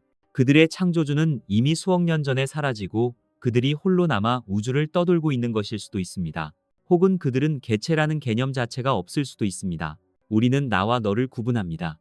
우리는 독립적인 개체로서 태어나고 생각하고 죽어갑니다. 하지만 저 그림자는 어쩌면 수십억 개의 의식이 하나로 연결된 거대한 군집 의식일 수도 있습니다. 그것은 마치 개미 군체와 같지만 단순한 협력이 아니라 완벽하게 하나로 통합된 의식입니다. 그들에게는 나라는 개념이 없고 오직 우리라는 개념만이 존재할지도 모릅니다. 그들은 우리가 결코 이해할 수 없는 방식으로 세상을 인식할 것입니다. 우리는 하나의 멜로디를 연주하는 개별 악기들이지만 그들은 그 모든 악기가 하나로 어우러진 거대한 교향곡 그 자체일 수도 있습니다. 우리는 이 밤 생명이라는 경이로운 거울 앞에 서 있습니다. 우리는 그동안 그 거울을 통해 우리 자신의 모습만을 보아왔습니다. 우리의 연약함, 우리의 유한함, 우리의 고독함하지만 이제 그 거울이 우리가 아닌 다른 무언가를 비추기 시작했습니다. 그것은 너무나 낯설고 기묘해서 우리는 그것을 어떻게 불러야 할지조차 알지 못합니다. 그 낯선 형상을 마주함으로써 우리는 비로소 우리 자신을 다시 묻게 됩니다. 우리가 살아있다는 것은 과연 무엇을 의미하는가? 우리의 이 탄소 기반의 유한한 삶이 이 광활한 우주 속에서 어떤 특별한 의미를 가지는가? 저 토성 너머의 존재는 우리에게 답을 주러 온 것이 아닐지도 모릅니다. 그들은 우리에게 궁극의 질문을 던지러 온 것일지도 모릅니다. 당신의 숨결이 고요하게 이어집니다. 들이마시고 내쉬고. 이 단순한 행위. 이것이 바로 우리가 아는 생명입니다. 이불의 감촉방 안의 공기 어둠 속에서 희미하게 들려오는 소리들. 이 모든 것이 우리가 살아있음을 증명합니다. 저 그림자가 무엇이든 그것은 이 작고 따뜻한 현실을 더욱 소중하게 만듭니다. 우리는 이 경이로운 거울 앞에서 우리 자신의 존재를 다시금 깨닫습니다. 우리가 다섯 번째 부분에서 들여다본 그 거울, 그 경이롭고도 낯선 생명의 가능성이라는 거울은 우리 자신 또한 비추고 있었습니다. 우리는 토성의 고리 너머에 드리워진 저 그림자, 우리가 네 번째 부분에서 마주했던 그 불가해한 존재를 대상으로 관찰하고 있었습니다. 하지만 우리가 그들을 관찰하는 그 순간 그들의 존재 자체가 우리의 현실을 바꾸고 있었습니다. 세상이 숨을 멈춘 순간 이것은 시적인 비유가 아닙니다. 그것은 문자 그대로 전 지구적인 현실이 되었습니다. 우리가 두 번째 부분에서 이야기했던 저 멀리 50광년 밖에서 온 희미한 신호는 과학자들의 영역이었습니다. 그것은 해독해야 할 메시지였고 시간을 두고 토론할 수 있는 지적인 퍼즐이었습니다. 하지만 토성 근처의 저 그림자는 메시지가 아니었습니다. 그것은 선언이었습니다. 그것은 빛의 속도를 우회하여 우리 태양계 안뜰에 도착했습니다. 그것은 더 이상 추측이나 이론이 아니었습니다. 전 세계의 모든 천문대가 심지어 아마추어 천문가의 작은 망원경조차도 같은 지점을 향했습니다. 그리고 모두가 같은 것을 보았습니다. 아무것도 없어야 할 그 빈 공간에 별빛을 휘게 만드는 무언가가 있다는 것을 뉴스는 속보로 전해진 것이 아닙니다. 그것은 폭발했습니다. 우리가 상거래와 소셜미디어, 그리고 때로는 서로를 비방하기 위해 촘촘하게 연결해 놓은 이 행성 규모의 정보망 인터넷은 이 순간 역사상 처음으로 단 하나의 목적을 위해 작동했습니다. 그것은 하나의 거대한 행성적 신경계가 되었습니다. 단 몇 시간 만에 지구라는 행성에 사는 7개의 대륙 200여 개의 나라, 70억이 넘는 모든 생각하는 존재가 정확히 똑같은 사실을 알게 되었습니다. 우리는 혼자가 아니다. 역사상 처음으로 70억 인류의 의식이 정확히 우주의 한 점, 저 차가운 토성의 고리 너머를 향해 집중되었습니다. 서울의 증권거래소에서 숫자를 쫓던 중개인도, 아프리카의 사바나에서 가축을 돌보던 목동도, 아마존의 깊은 숲속에서 강을 바라보던 원주민도 잠자리에 들기 위해 불을 끄려던 당신도 우리 모두가 하던 일을 멈추었습니다. 교통이 멈추고 시장이 멈추고 심지어 전쟁터의 포성마저 잠시 멎었을지도 모릅니다. 모든 인간이 의식적이든 무의식적이든 하늘을 올려다보았습니다. 세상은 집단적으로 숨을 들이마셨고 그리고 그 숨을 내쉬는 것을 잊었습니다. 이것이 바로 우리가 이전에 단 몇십 명의 우주 비행사들만이 경험했던 그 경이로운 심리적 변화, 조망 효과의 전 지구적 발현입니다. 우주 비행사들은 우주에서 저 검은 허공에 떠 있는 작고 푸른 구슬을 바라볼 때 그 어떤 국경선도 보이지 않는다고 했습니다. 그들은 이 행성이 얼마나 연약한지, 대기층이 마치 비눗방울 표면처럼 얼마나 얇고 위태로운지 깨닫고 충격을 받는다고 합니다. 그들은 이 작은 창백한 푸른 점 위에서 우리가 벌이는 모든 갈등이 얼마나 사소하고 무의미한지 통렬하게 깨닫고 스스로를 특정 국가의 국민이 아니라 지구라는 하나의 유기체에 속한 세포처럼 느끼게 된다고 했습니다. 이제 우리는 로켓을 탈 필요가 없어졌습니다. 저 토성 너머의 그림자가 우리 모두를 비유적으로 우주로 끌어올린 것입니다. 우리 모두가 우주 비행사가 되었습니다. 우리는 저 낯선 존재의 눈을 통해 우리 자신을 인류라는 이 거대한 군집을 처음으로 제대로 바라보게 되었습니다. 지구 반대편에 살고 있는 나와 피부색이 다르고 언어가 다른 그 사람은 더 이상 타인이 아니었습니다. 그들은 이 광활하고 낯선 우주에서 내가 아는 유일한 동족이 되었습니다. 우리의 정체성은 그 순간 다시 쓰였습니다. 그날 이전까지 인류라는 우리의 정체성은 다른 모든 것과의 다름으로 정의되었습니다. 우리는 동물이 아니기에 식물이 아니기에 생각할 수 있기에 인간이었습니다. 우리는 이 행성의 유일한 지배자이자 유일한 사색가였습니다. 하지만 그날 그 경계가 무너졌습니다. 우리는 더 이상 유일한 존재가 아니었습니다. 우리의 정의는 바뀌었습니다. 우리는 이제 저들이 아니기 때문에 인간이 되었습니다. 우리라는 단어의 범위가 역사상 처음으로 행성 전체를 포괄하게 되었습니다. 이것이 바로 사회학자들이 존재론적 충격이라고 부르는 것입니다. 이것은 단순히 새로운 사실을 알게 되는 것과는 차원이 다릅니다. 그것은 우리가 서 있는 땅 자체가 흔들리는 경험입니다. 우리가 주인공이라고 믿었던 이 거대한 연극이 사실은 수천 개의 무대 중 하나에 불과했음을 깨닫는 순간입니다. 우리가 우주의 중심이라고 믿었던 코페르니쿠스적 착각이 지성의 영역에서까지 깨져버린 것입니다. 우리의 모든 철학, 모든 종교, 모든 이데올로기는 이제 이 새로운 현실 앞에서 스스로를 증명해야만 했습니다. 수천 년 동안 인류에게 위안을 주었던 모든 신앙 체계는 이제껏 가설로만 다루었던 질문에 실제적인 답을 내놓아야 했습니다. 신은 저들도 만드셨는가? 저들은 구원의 대상인가? 우리의 경전은 우주의 보편적인 진리인가? 아니면 이 작은 행성만의 국지적인 이야기인가? 어떤 이들은 저 그림자를 새로운 신으로 숭배하기 시작했을 것입니다. 또 어떤 이들은 그것을 종말의 징조 악마의 현신으로 규정하고 공포에 떨었을 것입니다. 우리가 세 번째 부분에서 이야기했던 것처럼 저 그림자는 우리 영혼의 가장 깊은 곳을 비추는 거대한 로르샤흐 검사가 되었습니다. 우리는 저 그림자 속 존재의 의도를 필사적으로 알고 싶어 합니다. 이것은 인간이라는 종이 가진 아주 깊고 본능적인 심리적 경향입니다. 바로 의인화입니다.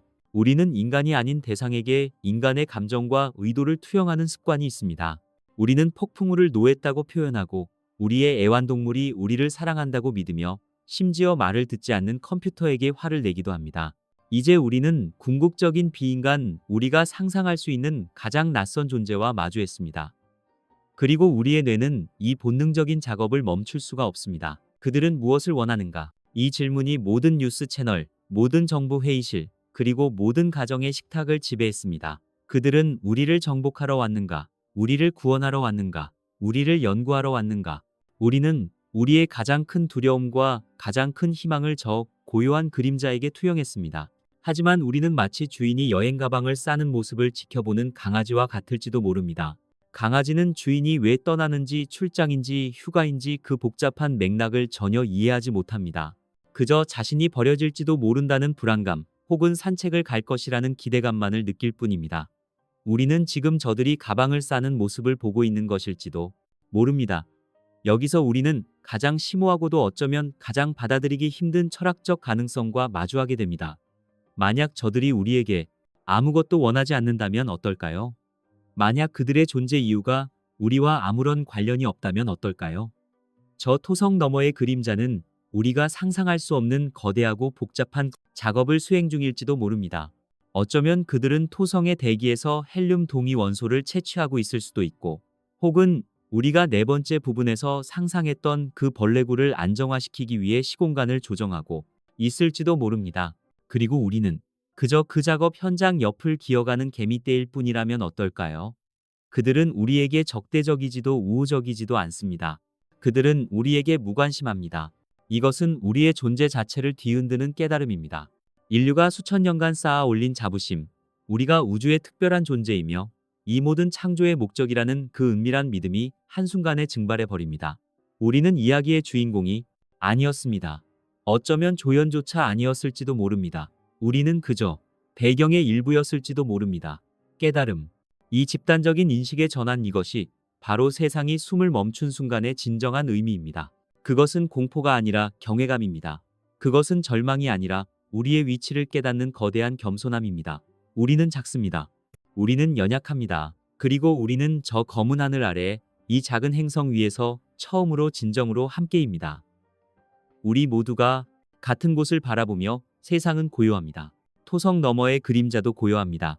우리는 들이마신 그 숨을 언제 내쉬어야 할지 모른 채 그저 기다리고 있습니다. 그렇게 세상이 숨을 멈춘 채 우리가 여섯 번째 부분에서 이야기했던 그 거대한 겸손함 속에서 얼마의 시간이 흘렀을까요? 그것은 몇 시간이었을 수도 혹은 며칠이었을 수도 있습니다. 인류는 저 토성의 고리 너머에 드리워진 고요한 그림자를 향해 모든 망원경을 고정한 채 그저 기다리고 있었습니다. 우리는 그들이 우리에게 무관심할지도 모른다는 그 서늘한 가능성 앞에서 우리의 존재를 다시금 돌아보고 있었지요. 우리는 이 거대한 우주의 배경 속 먼지 같은 존재일지도 모른다고 생각하기 시작했습니다. 바로 그때였습니다. 그림자가 움직였습니다. 아니, 그림자 자체가 움직인 것은 아니었습니다.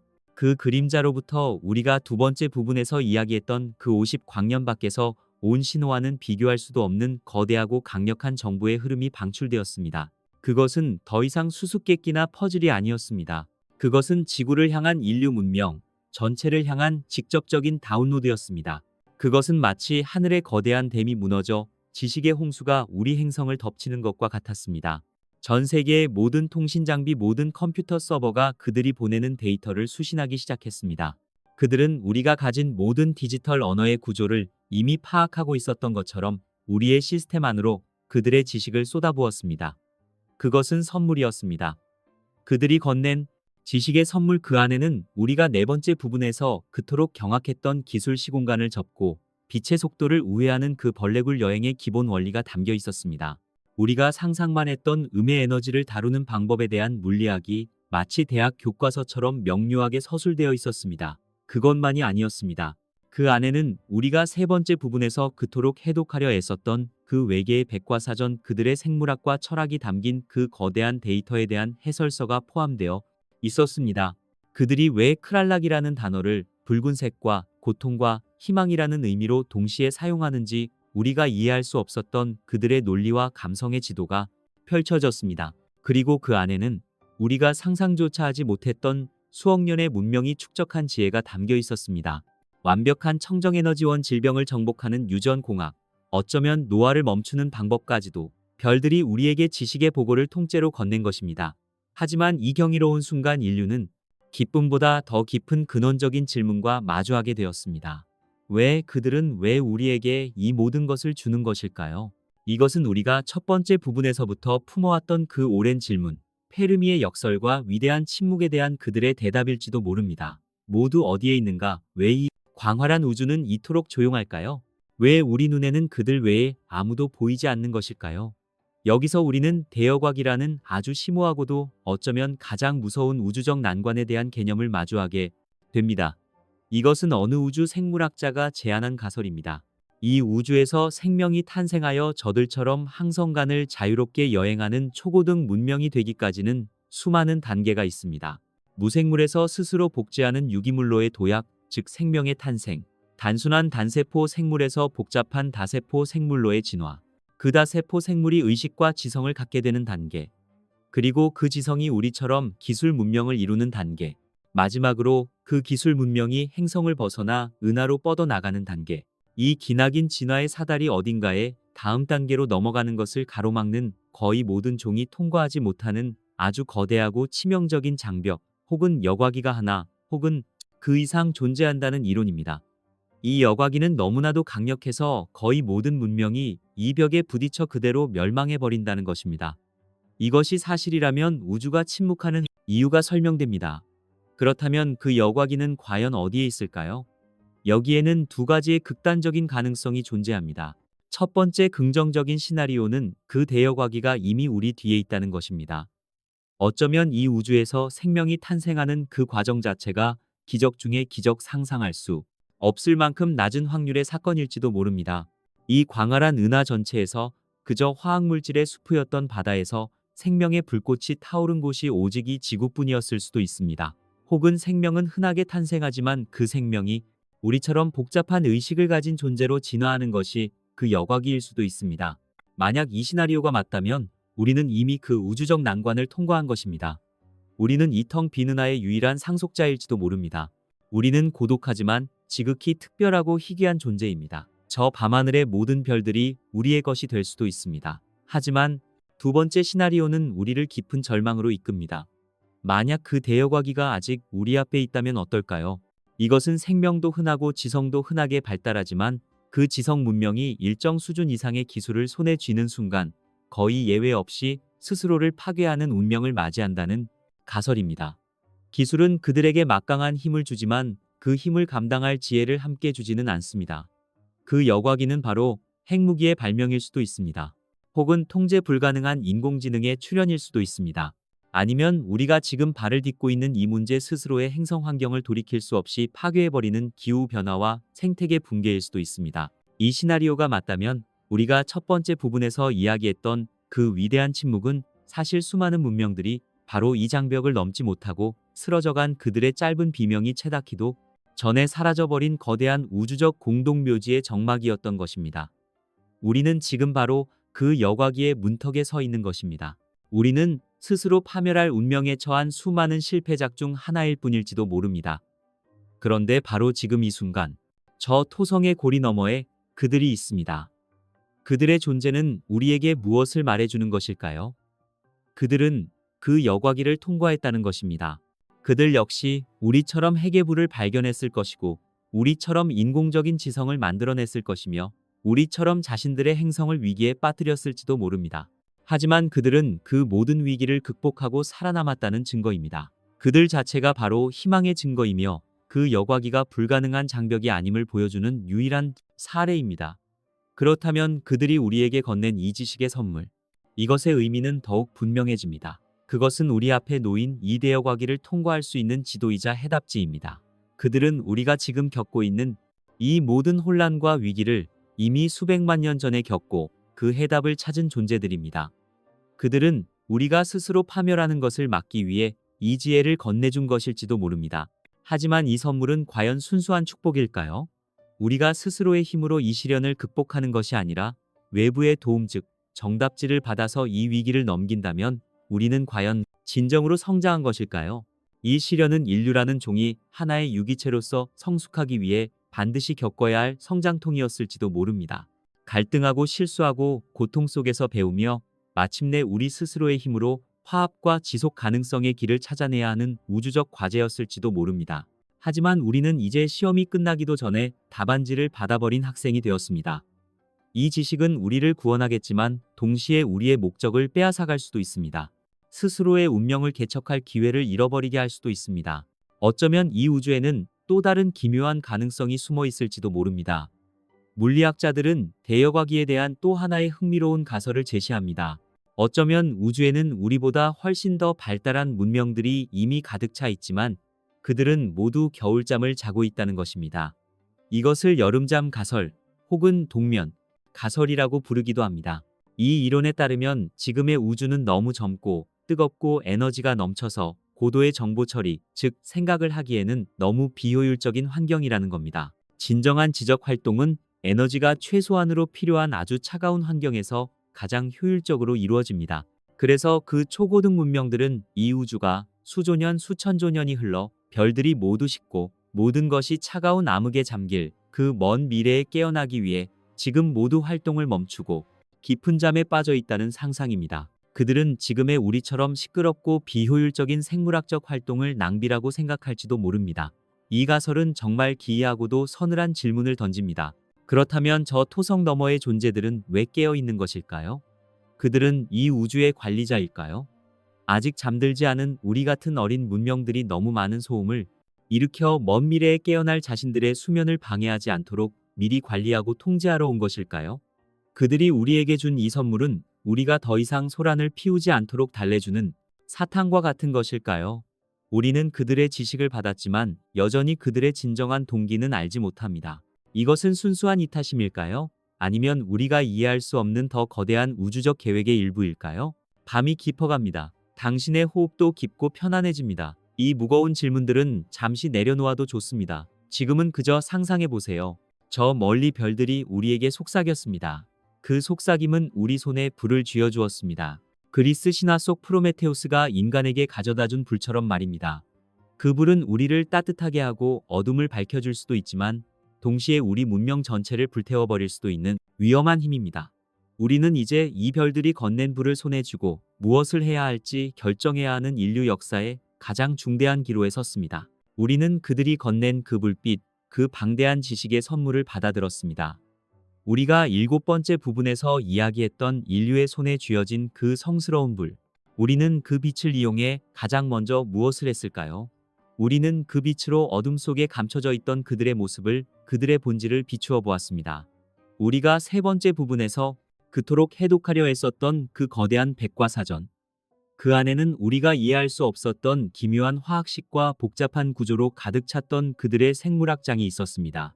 우리는 그저 잉크 자국을 더듬고 있었을 뿐 그 의미를 알지 못했죠. 하지만 이제 그들이 건넨 해설서를 통해 우리는 마침내 그들의 언어로 쓰인 생명의 시를 읽어낼 수 있게 되었습니다. 그리고 그 내용은 우리가 5번째 부분에서 어렴풋이 상상했던 그 어떤 것보다도 더 기묘하고 경이로웠습니다. 우리의 편견 즉 탄소 중심주의는 완전히 산산조각 났습니다. 그들은 탄소 기반 생명체가 아니었습니다. 그렇다고 우리가 상상했던 규소 기반의 수정 생명체도 아니었습니다.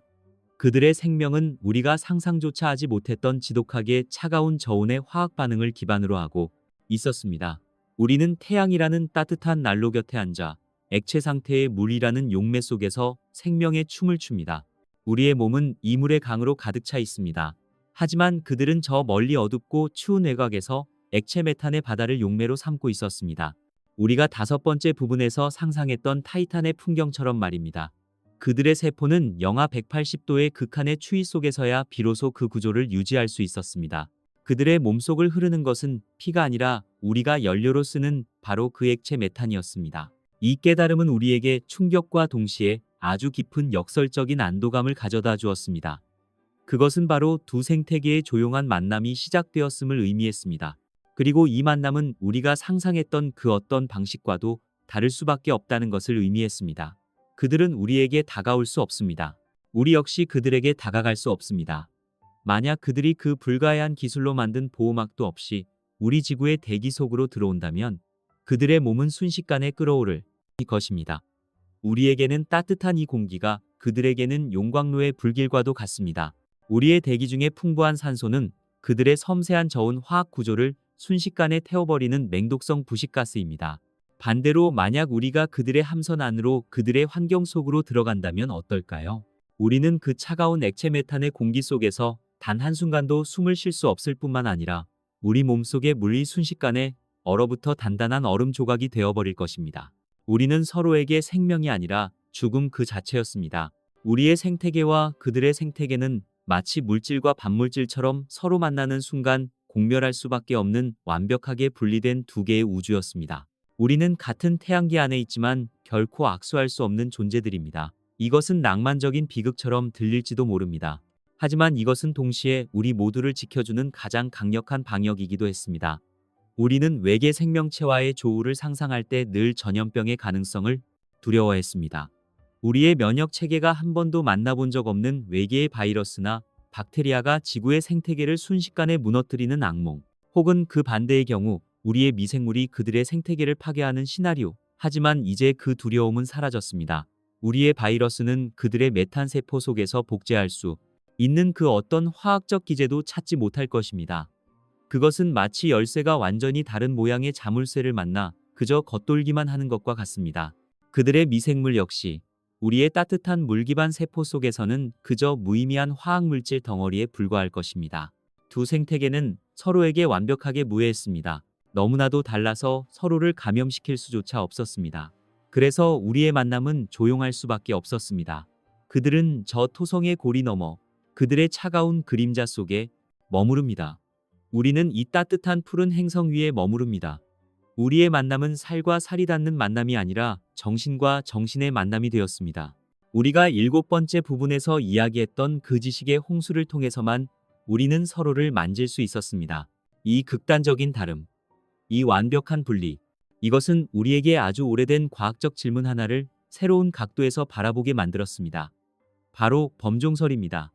이것은 생명이라는 씨앗이 우주라는 거대한 밭에 널리 퍼져 있다는 가설입니다. 수십억 년 전 화성이나 금성 혹은 더 먼 외계에서 날아온 운석에 아주 작고 강인한 미생물이 숨어 있었다고 상상해 보세요. 그 미생물은 길고 긴 우주여행의 추위와 방사선을 견뎌내고 원시지구의 따뜻한 바다에 떨어졌습니다. 그리고 그 미생물이 바로 우리 지구의 모든 생명, 즉 우리 자신의 먼 조상이 되었다는 이론입니다.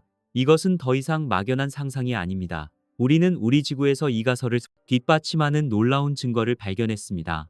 바로 물곰이라고 불리는 아주 작고 경이로운 생명체입니다. 21mm도 채 되지 않는 작은 동물은 거의 불멸에 가까운 생존력을 지니고 있습니다. 그들은 펄펄 끓는 물에서도 절대 0도에 가까운 극한의 추위 속에서도 살아남을 수 있습니다. 그들은 치명적인 방사선을 쬐어도 심지어는 아무런 보호장비 없이 진공의 우주 공간에 노출되어도 죽지 않습니다. 그들은 크립토바이오시스라는 일종의 가사 상태에 빠져듭니다. 몸속의 수분을 거의 모두 배출하고 물질 대사를 거의 멈춘 채 마치 죽은 것처럼 수십 년을 기다릴 수 있습니다. 그리고 다시 물과 만나면 기적처럼 깨어나 다시 움직이기 시작합니다. 이 물곰의 존재는 생명체가 운석에 실려 항성간을 여행하는 것이 결코 불가능한 일이 아님을 증명하는 살아있는 증거입니다. 우리는 어쩌면 이 지구의 원주민이 아니라 아주 먼 옛날 이주해온 외계 생명의 후손일지도 모릅니다. 그런데 여기서 우리는 이 가설을 반대 방향에서 고찰해 보게 됩니다. 저 토성 너머의 존재들, 그 차가운 메탄의 바다에서 온 존재들, 그들은 우리와 너무나도 다릅니다. 그들은 우리와 같은 물과 탄소에 춤을 추지 않습니다. 그렇다면 이 우주에는 적어도 두 종류의 완전히 다른 생명이 존재한다는 뜻입니다. 물을 기반으로 한 우리의 생명, 그리고 메탄을 기반으로 한 그들의 생명. 이것은 우주가 우리가 생각했던 것보다 훨씬 더 창의적이라는 것을 의미합니다. 생명이라는 불꽃은 단 하나의 방식이 아니라 가능한 모든 화학적 환경 속에서 어떻게든 피어나려 하는 강력한 힘일지도 모릅니다. 하지만 여기에 또 하나의 훨씬 더 기묘하고도 가슴 시린 상상이 끼어들 여지가 있습니다. 만약, 아주 만약에 그들과 우리가 같은 조상을 가지고 있다면 어떨까요? 수십억 년 전 아직 태양계가 젊었을 때를 상상해 보세요. 그때는 화성에도 그리고 어쩌면 지구에도 물과 메탄이 모두 풍부했을지도 모릅니다. 그 원시의 숲 속에서 최초의 생명이 탄생했습니다. 우리는 그 최초의 생명이 어떻게 탄생했는지 아직 알지 못합니다. 그것이 바로 자연 발생설의 가장 깊은 미스터리입니다. 신의 입김이었을까요? 아니면 그저 무기물들이 번개와 시간 속에서 우연히 결합한 화학적 기적이었을까요? 이것은 과학이 여전히 풀지 못한 가장 큰 질문입니다. 우리는 어떻게 진화했는지는 알지만 무엇이 이 모든 것을 시작했는지는 모릅니다. 어쨌든 그 최초의 조상이 탄생했다고 가정해 봅시다. 그리고 이 조상은 두 갈래로 나뉘었습니다.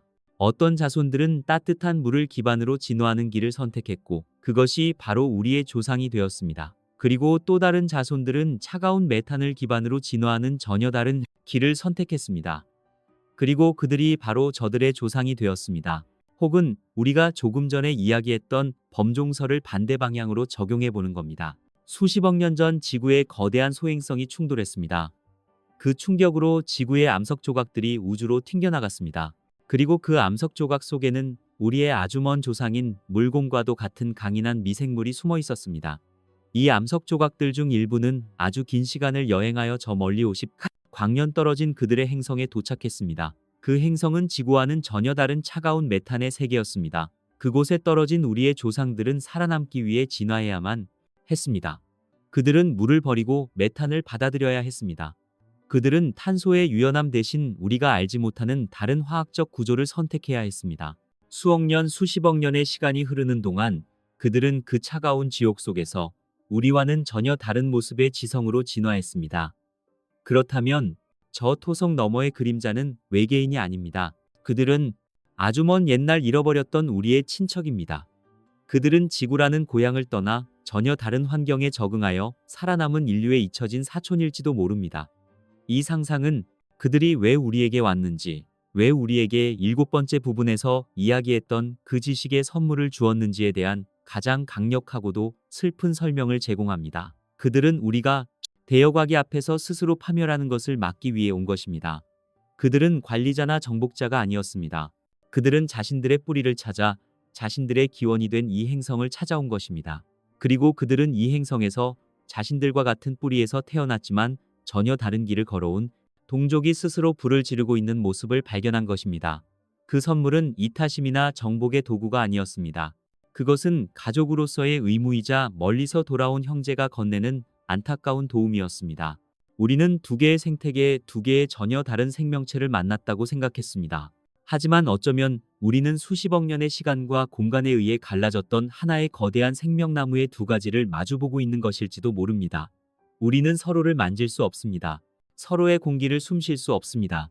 하지만 우리는 같은 뿌리를 공유하고 있을지도 모릅니다. 밤이 깊어갑니다.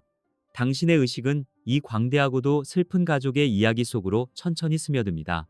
우리는 이 우주에서 결코 혼자가 아니었습니다. 어쩌면 우리가 만나는 모든 낯선 존재들은 우리가 기억하지 못하는 아주 먼 옛날의 우리 자신일지도 모릅니다.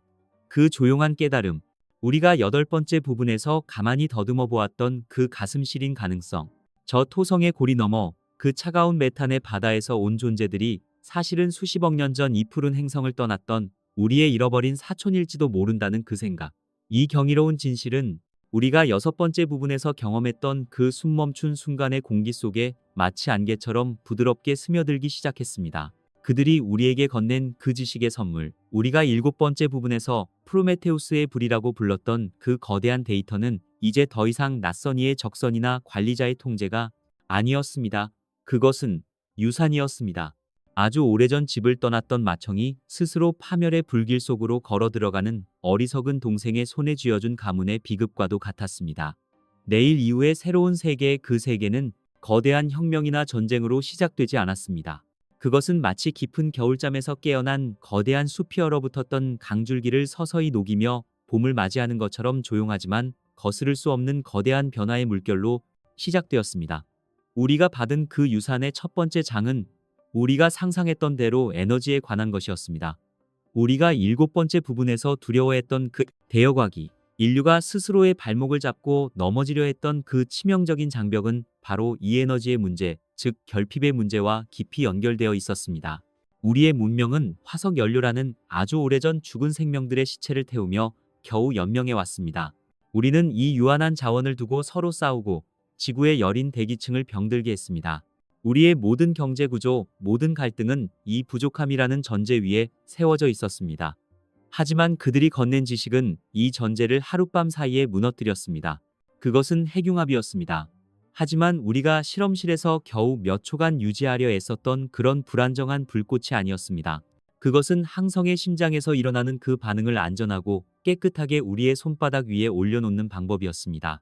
혹은 그보다 더 나아간 우리가 네 번째 부분에서 상상했던 그 시공간의 직물 자체에서 에너지를 끌어오는 진공에너지에 대한 청사진이었을지도 모릅니다. 어느 쪽이든 결과는 같았습니다. 인류는 하룻밤 사이에 무한한 동력을 손에 넣었습니다. 이것이 무엇을 의미하는지 우리는 천천히 깨닫기 시작했습니다. 러시아의 천문학자 니콜라이 카르다쇼프는 문명의 발달 단계를 그 문명이 사용할 수 있는 에너지의 총량으로 측정하는 척도를 제안한 적이 있습니다. 그는 이것을 카르다쇼프 척도라고 불렀습니다. 이령 문명은 자신이 속한 행성의 모든 에너지를 완벽하게 통제하고 사용하는 문명입니다. 그들은 행성의 기후를 조절하고 지진을 막으며 행성에 떨어지는 모든 태양빛을 에너지로 바꿀 수 있습니다. 이형 문명은 자신이 속한 항성, 즉 태양의 모든 에너지를 통제하는 문명입니다. 그들은 태양 전체를 거대한 구조물로 감싸 그 에너지를 독점할 수도 있습니다. 사명 문명은 자신이 속한 은하 전체의 에너지를 통제하는 우리가 상상하기조차 어려운 신과 같은 문명입니다. 이 척도에 따르면 우리의 문명은 고작 0.7형 정도에 불과했습니다. 우리는 아직 우리 행성의 에너지조차 제대로 다스리지 못하는 유아기 문명이었죠. 하지만 저 토성 너머의 사촌들, 그들은 명백히 2형 어쩌면 3형 문명의 경계에 서 있는 존재들이었습니다. 그리고 그들은 우리에게 1형 문명으로 단숨에 도약할 수 있는 열쇠를 건네준 것입니다. 변화의 물결은 가장 근본적인 곳에서부터 시작되었습니다. 물과 식량이었습니다. 무한한 에너지원은 바닷물을 담수로 바꾸는 비용을 거의 0에 가깝게 만들었습니다. 지구의 모든 사막이 푸른 숲으로 변하기 시작했습니다. 인류는 더 이상 굶주리지 않았습니다. 기아는 교과서 속의 단어가 되었습니다. 자원이었습니다. 우리는 더 이상 땅을 파고 석유를 찾을 필요가 없었습니다. 무한한 에너지는 폐기물을 다시 원자 단위로 분해하여 새로운 자원으로 재조립하는 것을 가능하게 했습니다. 쓰레기가 사라졌습니다. 우리가 결핍이라고 불렀던 모든 것이 사라졌습니다. 그러자 우리가 수천 년간 굳건하게 지켜왔던 마치 영원할 것만 같았던 사회 구조가 모래성처럼 허물어지기 시작했습니다. 국가라는 개념은 그 의미를 잃어갔습니다. 국가는 본질적으로 유한한 자원과 영토를 관리하고 지키기 위해 만들어진 시스템이었습니다. 하지만 이제 모든 인류가 무한한 풍요를 누리게 되었을 때 우리가 지켜야 할 경계는 무엇일까요? 우리가 싸워서 뺏어야 할 자원은 어디에 있을까요? 우리의 경제 시스템 즉 자본주의와 사회주의는 모두 희소성이라는 모래 위에 지어진 집이었습니다. 하지만 그 모래가 사라졌습니다. 돈은 더 이상 생존의 수단이 아니었습니다. 인류는 역사상 처음으로 무엇을 위해 일하는가라는 질문에 대한 새로운 답을 찾아야 했습니다.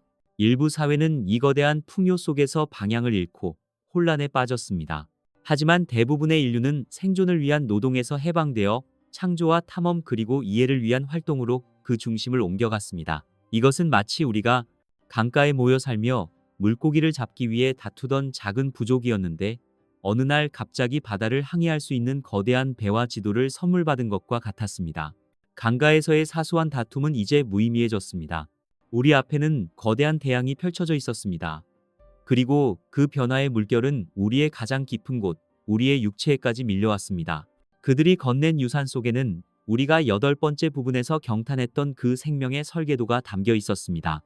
그들은 자신들의 메탄 기반 생명뿐만 아니라 우리의 탄소 기반 생명의 작동 원리까지도 꿰뚫어 보고 있었습니다.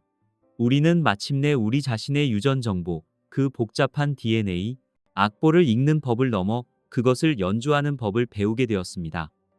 이것은 단순히 유전병을 치료하는 수준이 아니었습니다. 우리는 노화의 비밀을 풀었습니다.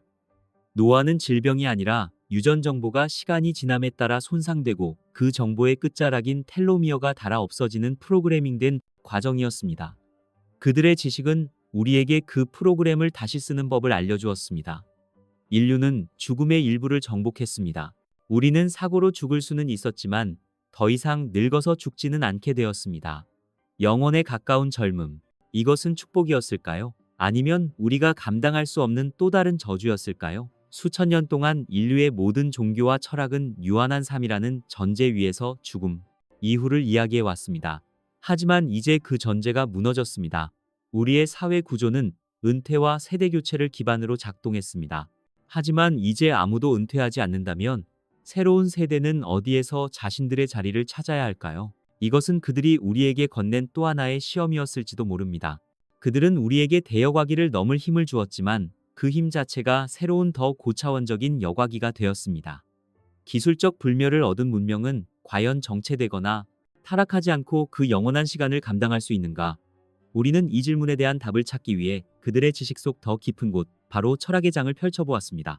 그곳에서 우리는 놀라운 사실을 발견했습니다. 들에게는 과학과 종교라는 구분이 없었습니다. 우리는 신을 이해하기 위해 믿음의 영역을, 우주를 이해하기 위해 논리의 영역을 분리해 왔습니다. 하지만 그들에게는 우주의 물리 법칙을 이해하는 과학 그 자체가 바로 우주의 경이로움과 숭고함을 느끼는 종교였습니다. 그들의 신은 인격화된 존재가 아니었습니다. 그들의 신은 바로 우주 그 자체였습니다. 별의 탄생과 죽음, 시공간의 뒤틀림, 생명의 복잡성, 그 모든 것이 그들이 경배하는 신성이었습니다. 우리가 6번째 부분에서 느꼈던 그 경외감, 그 조망 효과가 바로 그들의 일상적인 신앙이었습니다. 이 깨달음은 우리의 낡은 신앙 체계들을 서서히 변화시켰습니다. 어떤 종교들은 이 새로운 우주관을 받아들이며 자신들의 경전 속에 숨겨져 있던 보편적인 사랑과 지혜를 재발견했습니다. 그들은 저 사촌들 역시 신의 위대한 창조의 일부임을 받아들였습니다. 또 다른 종교들은 인간의 유일무이함을 주장했던 낡은 교리를 버티지 못하고 박물관 속 신화가 되었습니다. 인류는 서서히 하나의 행성적 의식으로 통합되어 가고 있었습니다. 우리는 우리 자신의 생물학적 한계를 넘어서는 방법도 배우기 시작했습니다. 여기서 우리는 후성 유전학이라는 우리에게는 비교적 낯선 과학의 분야를 마주하게 됩니다. 이것은 우리의 유전자, 즉 DNA 이 염기 서열 자체를 바꾸지 않으면서도 그 유전자가 발현되는 방식을 조절하는 스위치에 대한 학문입니다. 우리는 같은 유전자를 가지고도 환경과 경험에 따라 전혀 다른 모습으로 성장할 수 있습니다. 이것이 바로 후성 유전학의 신비입니다. 그들의 지식은 우리가 이 스위치를 의식적으로 조절할 수 있게 해주었습니다. 우리는 더 이상 맹목적인 진화의 산물이 아니었습니다. 우리는 우리 자신의 진화의 운전대를 잡게 되었습니다. 우리는 스스로를 더 강하게, 더 지혜롭게, 어쩌면 이 지구라는 요람을 떠나 저 차가운 우주 공간에 적응할 수 있는 새로운 존재로 조율하기 시작했습니다. 우리는 호모사피엔스라는 종의 마지막 장을 쓰고 있었습니다. 그리고 호모 코스미쿠스, 즉 우주적 인간이라는 새로운 종의 첫 장을 열고 있었습니다. 이 모든 변화의 물결 속에서 우리는 가끔 저 고요한 토성의 하늘을 바라보았습니다. 우리의 잃어버린 사촌들, 그들은 여전히 그곳에 머무르며 우리를 지켜보고 있었습니다. 우리는 이 모든 변화가 과연 우리가 원했던 것인지 아니면 그들의 거대한 계획 속에 우리가 조용히 편입되고 있는 것인지 알 수 없었습니다. 이것은 흥미로운 질문을 제기합니다. 그들이 우리를 구원한 것일까요? 아니면 동화시킨 것일까요? 우리가 그 대여과기를 통과하는 과정에서 고통스럽게 투쟁하며 우리만의 해답을 찾아야 했던 그 소중한 인간다움을 잃어버린 것은 아닐까요? 우리가 얻은 이 풍요와 영생, 그리고 지혜는 우리가 지불한 정체성이라는 값비싼 대가가 아니었을까요? 이 새로운 세계 내일 이후에 이 고요한 유토피아 속에서 우리는 어쩌면 우리 자신을 잃어버린 행복한 이방인이 되어가고 있는지도 모릅니다. 우리는 과연 우리 자신을 잃어버린 것일까요? 우리가 9번째 부분의 끝에서 속삭였던 그 서늘한 질문. 우리가 얻은 이 무한한 에너지와 영원과도 같은 삶 속에서 우리가 지불한 대가가 바로 우리 자신, 우리의 정체성은 아니었을까요? 이 새로운 세계, 어제까지는 상상조차 할 수 없었던 이 고요한 풍요 속에서 우리는 한동안 그 답을 찾지 못해 방황했습니다. 우리는 더 이상 생존을 위해 싸우지 않았습니다. 더 이상 부족한 것을 두고 다투지 않았습니다. 심지어 우리는 더 이상 늙어가지도 않았습니다. 그렇다면 수천 년 동안 우리를 인간이게 했던 그 모든 투쟁과 고통, 유한함 속에서 피어났던 예술과 철학은 이제 어디로 가야 하는 것일까요? 우리는 길을 잃은 것처럼 보였습니다. 하지만 그것은 우리가 아주 작은 시야로 우리 자신을 바라보고 있었기 때문입니다. 우리는 숲 전체가 변하고 있는데도 나무 한 그루의 잎사귀가 떨어지는 것만을 슬퍼하고 있었습니다. 우리가 잃어버린 것은 정체성이 아니었습니다. 우리는 그저 더 큰 정체성 속으로 통합되고 있었던 것입니다. 이것은 마치 수십억 년 전 우리의 아주 먼 조상이었던 단세포 생물들이 겪었던 거대한 도약과도 같았습니다. 그들은 혼자였습니다. 각자의 세포막 안에서 홀로 태어나고 홀로 양분을 섭취하고 홀로 죽어갔습니다. 하지만 어느 기적과도 같은 순간 그들은 서로 손을 잡기 시작했습니다. 그들은 각자의 독립성을 일부 포기하는 대신 다세포 생물이라는 더 거대한 공동체가 되기를 선택했습니다.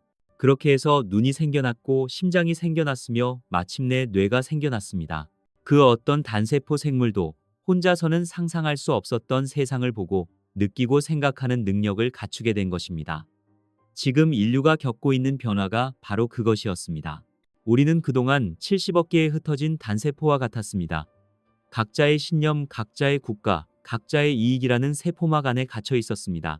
하지만 저 토성 너머의 존재들, 우리의 잃어버린 사촌들이 건넨 그 유산은 우리가 서로 연결될 수 있는 신호였습니다. 그들이 준 무한한 에너지는 우리가 서로를 공격할 이유를 없앴고, 그들이 준 영원한 시간은 우리가 당장의 이익이 아닌 더 먼 미래를 함께 바라볼 수 있게 했습니다. 우리는 하나의 행성적 의식으로 깨어나고 있었습니다.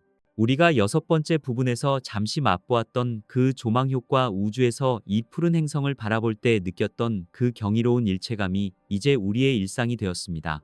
우리는 여전히 나로서 존재합니다. 당신은 여전히 당신의 침대에서 이 이야기를 듣고 있는 고유한 존재입니다. 하지만 동시에 당신은 더 이상 고립되어 있지 않습니다. 당신은 이 행성이라는 거대한 존재의 신경세포 중 하나가 되었습니다. 당신의 생각, 당신의 슬픔, 당신의 기쁨은 이제 더 이상 당신 혼자만의 것이 아닙니다.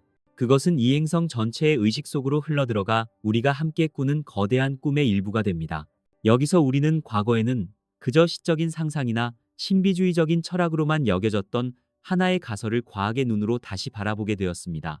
바로 대지모신 가설입니다. 이 가설은 이 지구라는 행성 전체가 단순히 흙과 물과 공기가 모인 거대한 암석 덩어리가 아니라 스스로를 조절하고 생명을 유지하는 하나의 거대한 유기체일지도 모른다는 생각이었습니다. 숲이 이산화탄소를 조절하고 바다가 온도를 조절하며 미생물이 대기의 성분을 조절하는 이 모든 경이로운 순환이 마치 하나의 생명체가 자신의 체온과 호흡을 유지하려는 항상성과도 같다는 것이죠.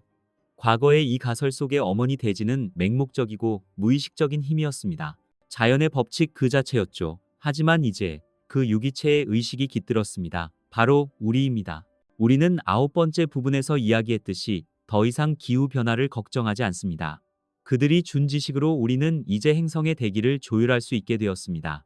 우리는 더 이상 생태계의 붕괴를 두려워하지 않습니다. 우리는 이제 다른 모든 종들과 대화하며 이 행성의 교향곡을 함께 연주하는 지휘자가 되었습니다. 인류는 마침내 이 행성이라는 거대한 유기체의 뇌이자 신경계로서의 역할을 받아들인 것입니다. 우리는 잃어버린 것이 아닙니다. 우리는 비로소 우리의 진정한 자리를 찾은 것입니다.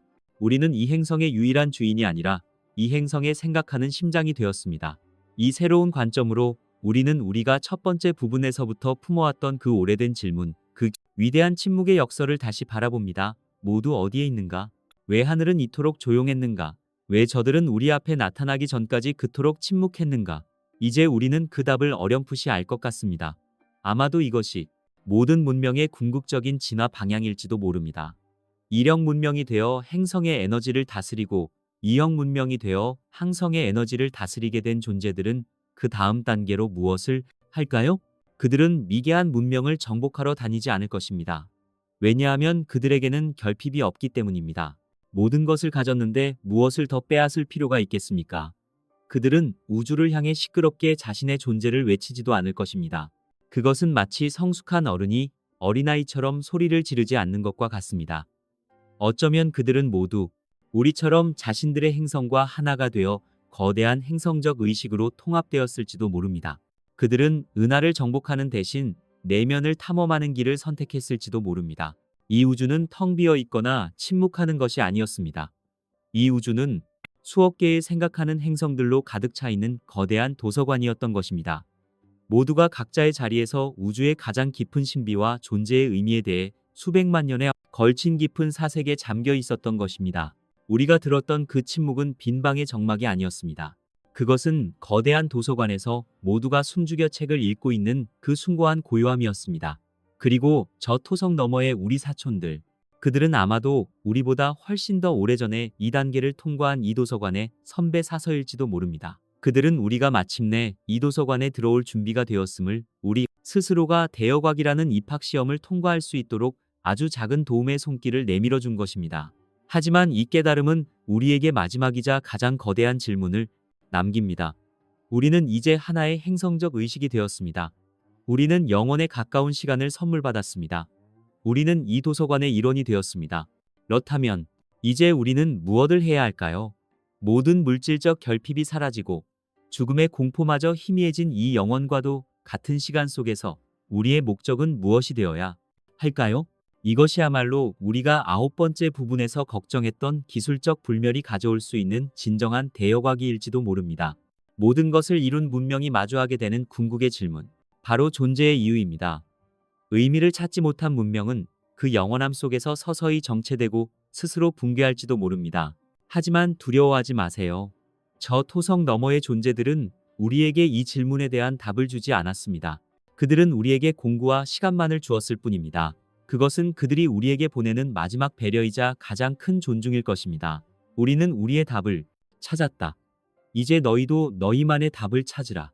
그들은 우리가 이 궁극의 철학적 질문에 대한 우리 자신만의 답을 찾아내기를 그래서 마침내 그들과 동등한 사색하는 존재로서 마주 앉아 이 우주의 의미에 대해 이야기할 수 있기를 저 고요한 그림자 속에서 기다리고 있는 것입니다. 우리의 여정은 끝나지 않았습니다. 우리가 상상했던 것처럼 미지의 행성을 정복하고 은하 제국을 건설하는 그런 요란한 여정은 아닐 것입니다. 우리의 진짜 여정은 이 행성이라는 거대한 요람 안에서, 이 영원이라는 시간 속에서 우리는 왜 존재하는가라는 단 하나의 질문에 대한 답을 찾아가는 그 깊고도 고요한 내면의 탐험입니다. 우리는 이 우주적 공동체의 일원으로서 우리의 새로운 정체성을 받아들였습니다. 우리는 이제 막 시작일 뿐입니다. 이 광활한 여정은 결코 끝나지 않을 것입니다. 이 밤이 깊어가는 것처럼 우리의 사색도, 우리의 꿈도 저 별들처럼 영원히 이어질 것입니다. 우리의 기나긴 여정도 이제 서서히 끝을 맺고 있습니다. 오늘 밤 우리는 텅 빈 밤하늘의 고독에서 시작하여 심연에서 온 첫 속삭임을 들었습니다. 우리는 낯선 언어의 무게에 짓눌려 보기도 하고 빛의 속도를 뛰어넘어 우리 문 앞에 다가온 낯선 그림자에 숨을 죽이기도 했습니다. 우리는 생명이라는 경이로운 거울 앞에서 우리 자신을 다시 비추어 보았고 온 세상이 숨을 멈춘 순간 우리가 더 이상 혼자가 아님을 깨달았습니다. 별들이 건넨 지식의 선물이 우리를 어떻게 변화시켰는지, 그리고 우리가 그토록 두려워했던 그 다름이 어쩌면 수십억 년을 거슬러 올라가는 가슴의 또 다른 모습일지도 모른다는 사실을 함께 탐험했습니다. 우리는 우리의 낡은 세계가 무너지고 새로운 세계가 태어나는 그 거대한 변화의 물결을 따라왔습니다. 그리고 마침내 우리가 잃어버린 것이 아니라 이 행성이라는 더 거대한 존재와 하나가 되었음을 깨달았습니다. 이제 우리의 이야기는 잠시 멈춥니다. 하지만 우리의 여정은 우리가 함께 깨달았듯이 이제 막 시작일 뿐입니다. 당신의 호흡이 더욱 깊어집니다. 방 안의 공기가 조금 더 편안하게 느껴집니다. 당신의 눈꺼풀은 기분 좋은 무게감을 느끼고 생각의 흐름은 마치 느린 강물처럼 고요한 바다를 향해 흘러갑니다. 우리가 탐험했던 그 모든 거대하고 무거운 질문들은 이제 밤하늘의 저 멀리 있는 별들처럼 그저 부드러운 빛으로 반짝이며 당신의 잠을 지켜줄 것입니다. 마지막으로 한 번 더 여쭤보고 싶네요. 지금 당신이 머무는 곳은 어디인가요? 그곳의 시간은 지금 이 순간 어떻게 흐르고 있나요? 어디에 계시든 어떤 시간을 보내고 계시든 당신은 이 거대한 우주적 사색의 일부입니다. 당신은 혼자가 아닙니다. 이 이야기가 당신의 밤에 작은 위안이나 평온함을 가져다 주었다면 댓글로 당신의 생각이나 느낌을 남겨주세요. 이 고요한 안식처가 계속될 수 있도록 좋아요와 구독으로 이 여정에 동참해 주신다면 정말 기쁠 것입니다. 이제 모든 생각을 내려놓고 의식의 무게를 침대 깊숙이 맡기세요. 편안히 주무세요. 나의 동반자여. 당신이 언제 어디에 있든 달콤한 꿈 꾸시길 바랍니다.